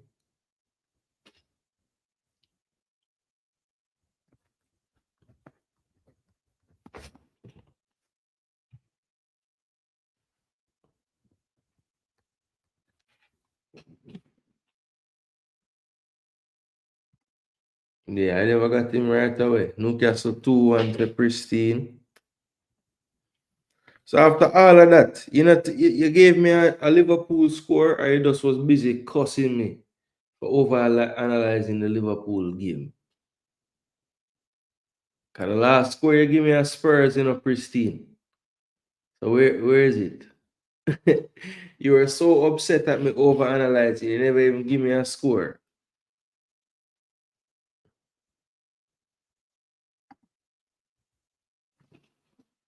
City 2-0.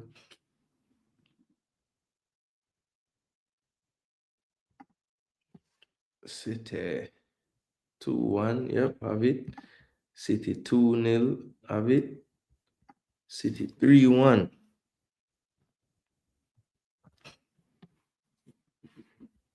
City 2-0. 2-1. Places. All right. Red Skull said 2-1 Palace. Red Skull, I'm gonna make me work now, star. 2-0 Arsenal. Oh, yeah, go so conservative this week. 3 day work. Nottingham Forest 2-1. The man said, the man, nah, trim. The Man U super fan, nah, trim. Brighton 3-1. I can't even call him super fan. The Man U fan were gone viral. No disrespect some real Man U fans out there. They might have said, who the man, yeah, man, we don't know him. 2-1. Wolves. So Wolves I get them first win, but for one thing, Scholar go always predict some score when nobody else now predict, 2-1 Villa. So Villa got take back-to-back scalps. City and then Liverpool. 3-1 Newcastle.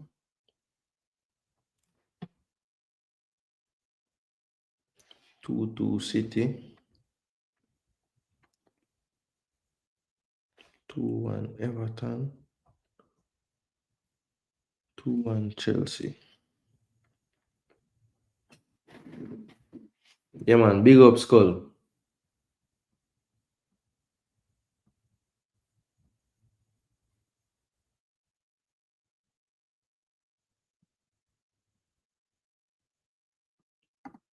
Canada World Cup. You wish Canada was hosting the World Cup alone. Yeah, Norway, it's gonna be down to draw. It's gonna be down to injuries for them because they're very top heavy. So if like Odegaard ain't playing or Haaland ain't playing, obviously it's gonna be tough. But I just feel like they're gonna need all those top starting level guys to be fit. They're gonna need a little luck in terms of that too.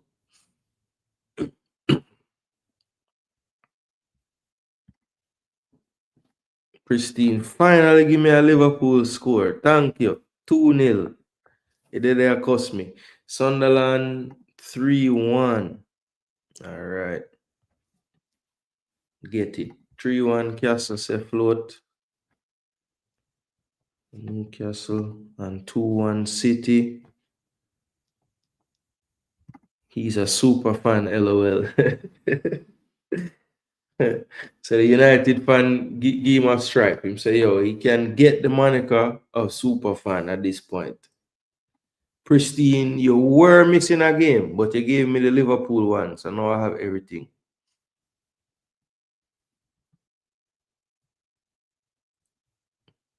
Decent CBs and fullbacks. So the decent CB and fullbacks now the name. I hear you call out a bag of names, and all of them play offense. Some of them like to know who gonna stop people from score. Who is gonna stop people from scoring goals in your team? All right, let me see. Christopher Ayer, decent. Julian Ryerson, decent. Wolf, decent. Okay, not bad. Not bad at all. Hegem.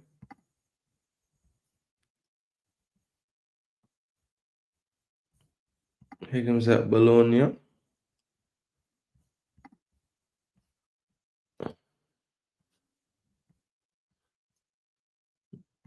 Playing a lot of mates. Nyland, keeper, Sevilla. And he's the starting keeper for Sevilla. No, he's not. Or did he? He just got benched. Maybe he was always going to be the backup. 35 now. Patrick Berg, still a kickball. Where did they before? Lance, me remember him from? Sander Berger, Oscar Bob, Nusa, Haaland, and Sorlat. Yeah, you see what I mean? You look on the bench, Jurgen Strand Larson can't even start. But they have a lot of attacking players. Odegaard and Ostegaard out. From your name, Ogard. Problems for your fitness right now. All right, last game, Monday, Sunderland, Everton. Some of you gave me the score already for this game. But let me do my thing, go through and do my analysis, right? So, fourth position, Sunderland. Must be respected, man. Fourth place. Big performance from them. 14th for Everton, not bad. 3 wins, 2 draws, 4 losses for Everton. 5 wins, 2 draws, 2 losses for Sunderland. 5 wins already. Wonder how long it's going to take Wolves to get 5 wins. Interesting. 11 goals for Sunderland, 9 goals for Everton. We see the average goals conceded are around the same.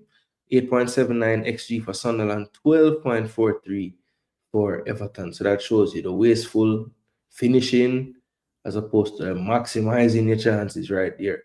4 clean sheets for Sunderland, 2 for Everton.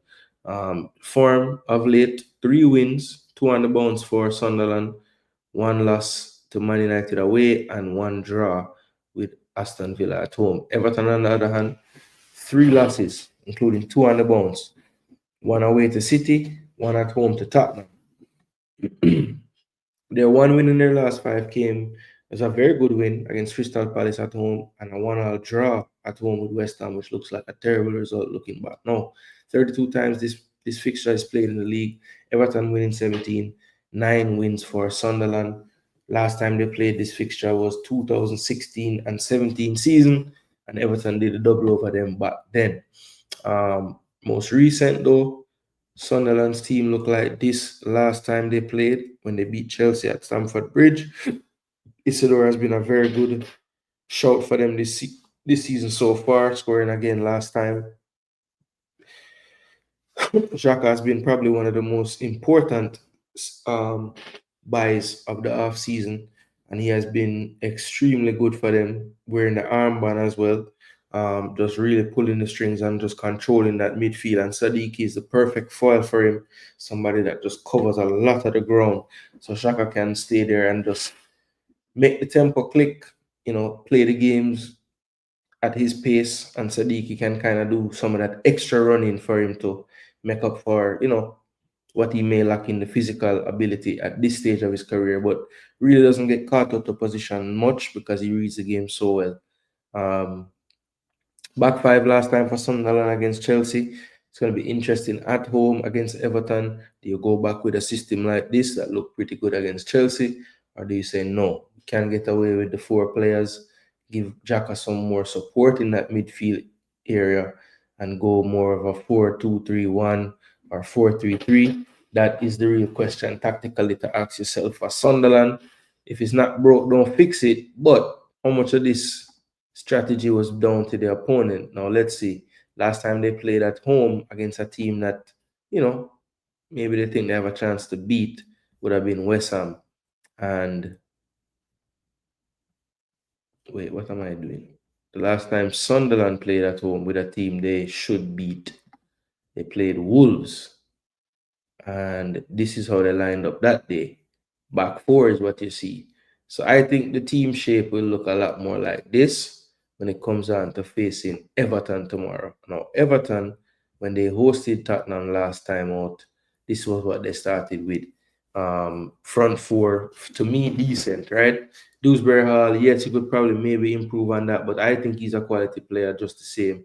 Better to me is the one that sticks out. If he's not on form, not going to give you much. And he's been out of form for a little while now. It really was when David Moyes first got there.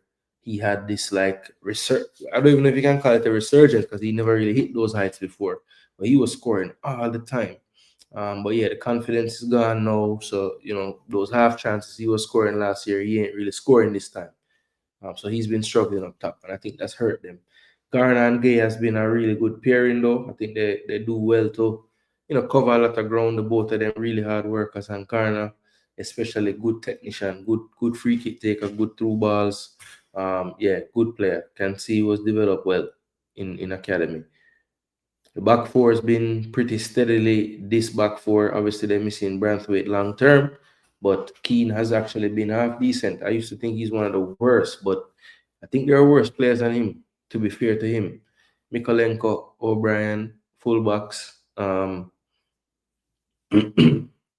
So yeah, this one, Monday night in England, Monday afternoon for us on this side of the world. Will Sunderland get the job done? That is the key question. Ah, boy. I think this might be the 0-0 for the week, Nil all, me say. Come I pick a nil all, I nil all this. Yo, Apache, let me know what your actual YouTube name normally is.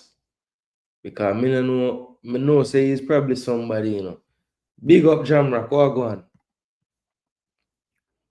Because I feel like this happened before, and then it was like, oh, come I say, I don't know who Apache is, and then you say, oh, this is so and so. So what you normally name upon this? I know it I say Apache today, but what you normally say?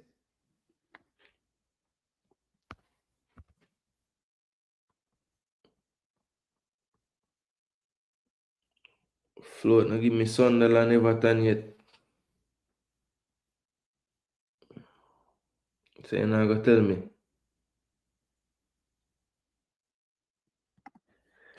Pristine, so when I'm picking Chelsea, Spurs, and Liverpool, my professionalism died. So I know I'm not as professional either with United. Or you miss out United, Pristine. I'm sure my professionalism go down a little bit for them too. Because yes, I don't like them team there. That's so it go. But I'm still more professional than most people. Still, even with the biasness. Top go on so. Sunderland 2, I'll say Joseph. Alright, so we get the whole of Joseph one them now. I just float. Alright, see float on there 1-1. So I agree with me, say the match I got draw, but me just I got nil all.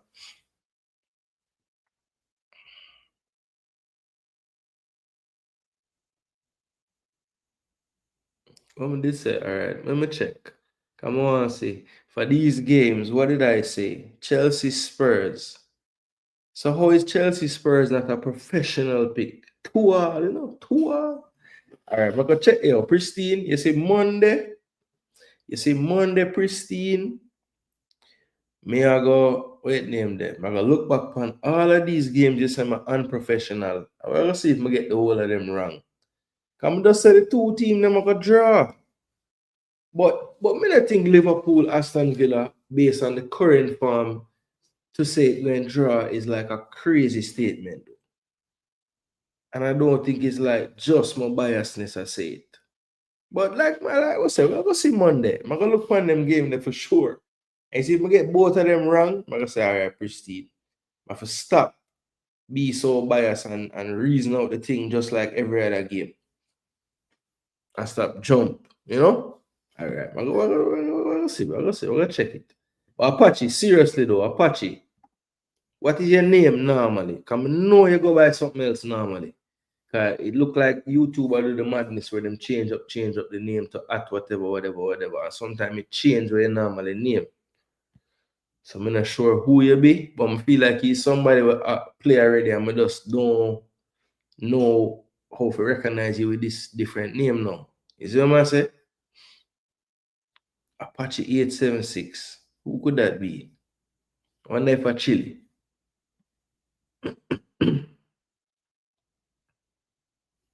West because United down. Yeah, but trust me, forward from an era when United was always up. Their pride at home will prevail them. All right.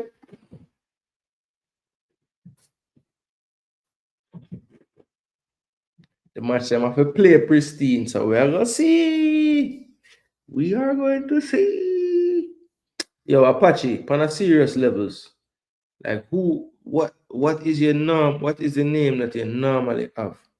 Because I'm telling you, all right, Apache, it now gonna make no sense to me. Bias. Yeah, all right, maybe see your pick them because we know he's a Liverpool but champion team. So 2-0, let's say, they're going to beat Villa. All right, so based on what evidence? Because them is a champion team. Because them is a champion team, you're going to disregard, say, Villa no lose in a 4-game, win all 4, and Liverpool lose 4 games in a row. Plus the one in the EFL Cup with you. Yes, them play the kids, but I know we tell them to do that. So, all right, me got 2-all, based on the form of the two team them, and you got 2 love Liverpool, and you said me bias. You're wicked pristine. You're wicked pristine. You are wicked. Because them don't lose game in the same streak here in front of the same fans. Where you are tell me, I try convince me, say me if I change my pick because I'm a biasness against Liverpool. When you in this instant, you would be showing more bias than me.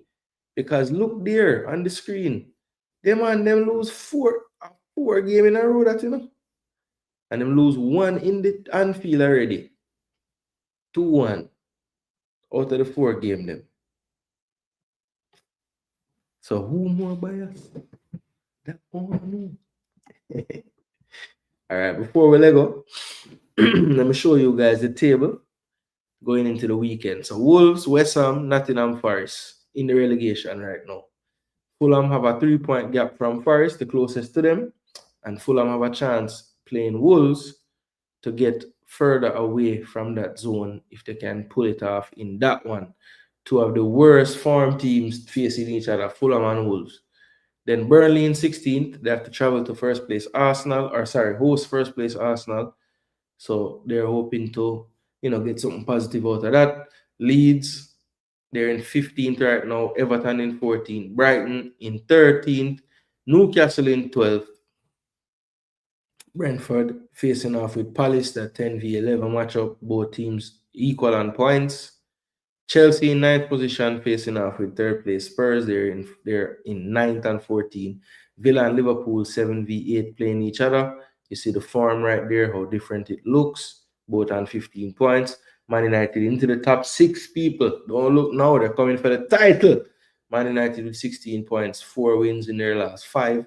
Man City going along kind of quietly until last week when some noise was made by Villa beating them at home 1-0.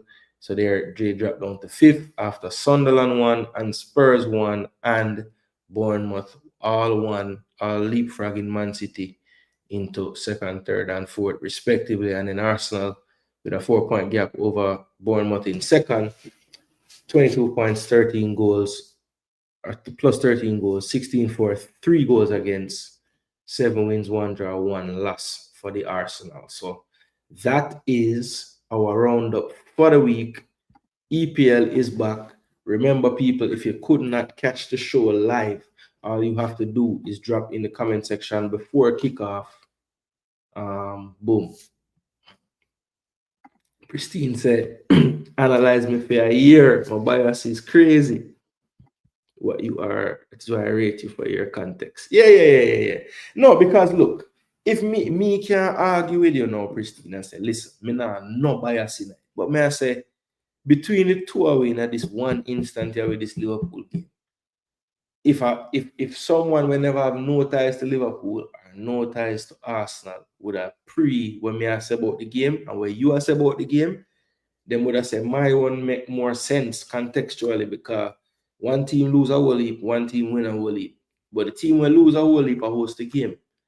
So the tiebreaker right there, so because right now I lean towards Villa based on farm. But through them at home, me get Liverpool a draw. You want to go past this so I say I too love Liverpool. When last Liverpool keep a clean sheet, my boss? Even the big win when them get against Frankfurt in the Champions League, them give up a 1 goal. So I just don't see it. So to me, out of them 2 predictions, you're one more bias. That is a fact. It's all right though. Pristine, I rate you same way because as you said, you not say this from nowhere. This is, as you say, you've been analyzing for over a year, which is true. A long time there, I watch the show. All right, Jagans did say I'm gonna drop theme one later. All right, let me see. You can drop Jagans right there, so. I know Apache not drop the rest of the score them, because I don't know Apache, bro. I don't know who Apache is. And Apache don't want to tell me what them real name is. Apache come drop 3 random score or 4 random score and cut. Not write down them there. Wait, say 12 points before John. Nice still. One gonna say Jamrock. So I'm gonna just explain why. All right, Brighton 3-1. Bing bang.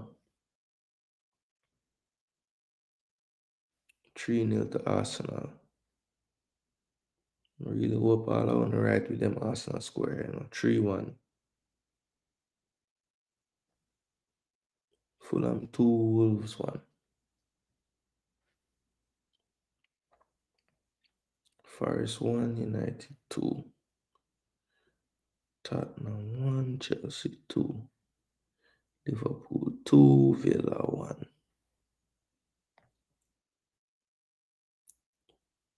Newcastle 1. West Ham 1, Newcastle 2. City 2, Bournemouth 2. Sunderland 2, Everton 1.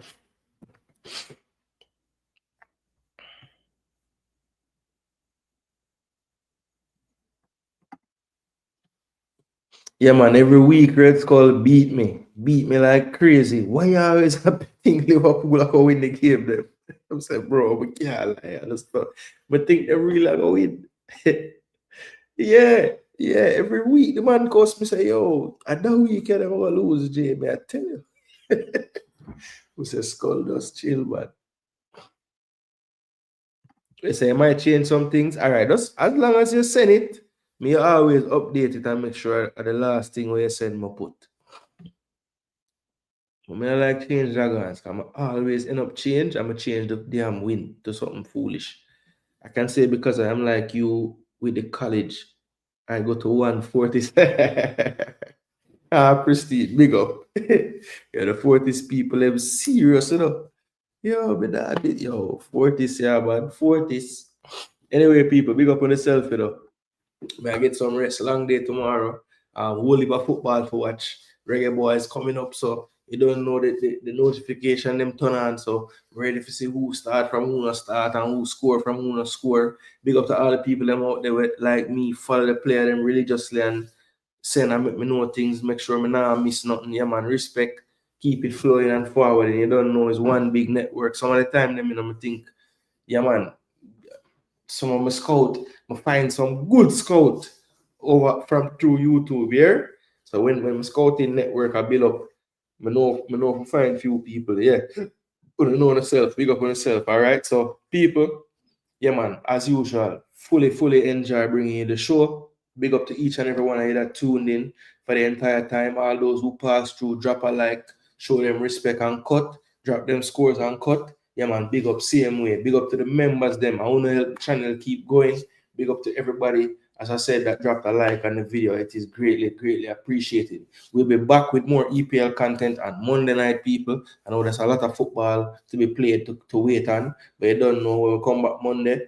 We basically go through all of the game them from my perspective, break down the stats, break down the talking points, break down which referee a madman, and we banter each other because you don't know Pristine might be in him feelings if Liverpool not get the result.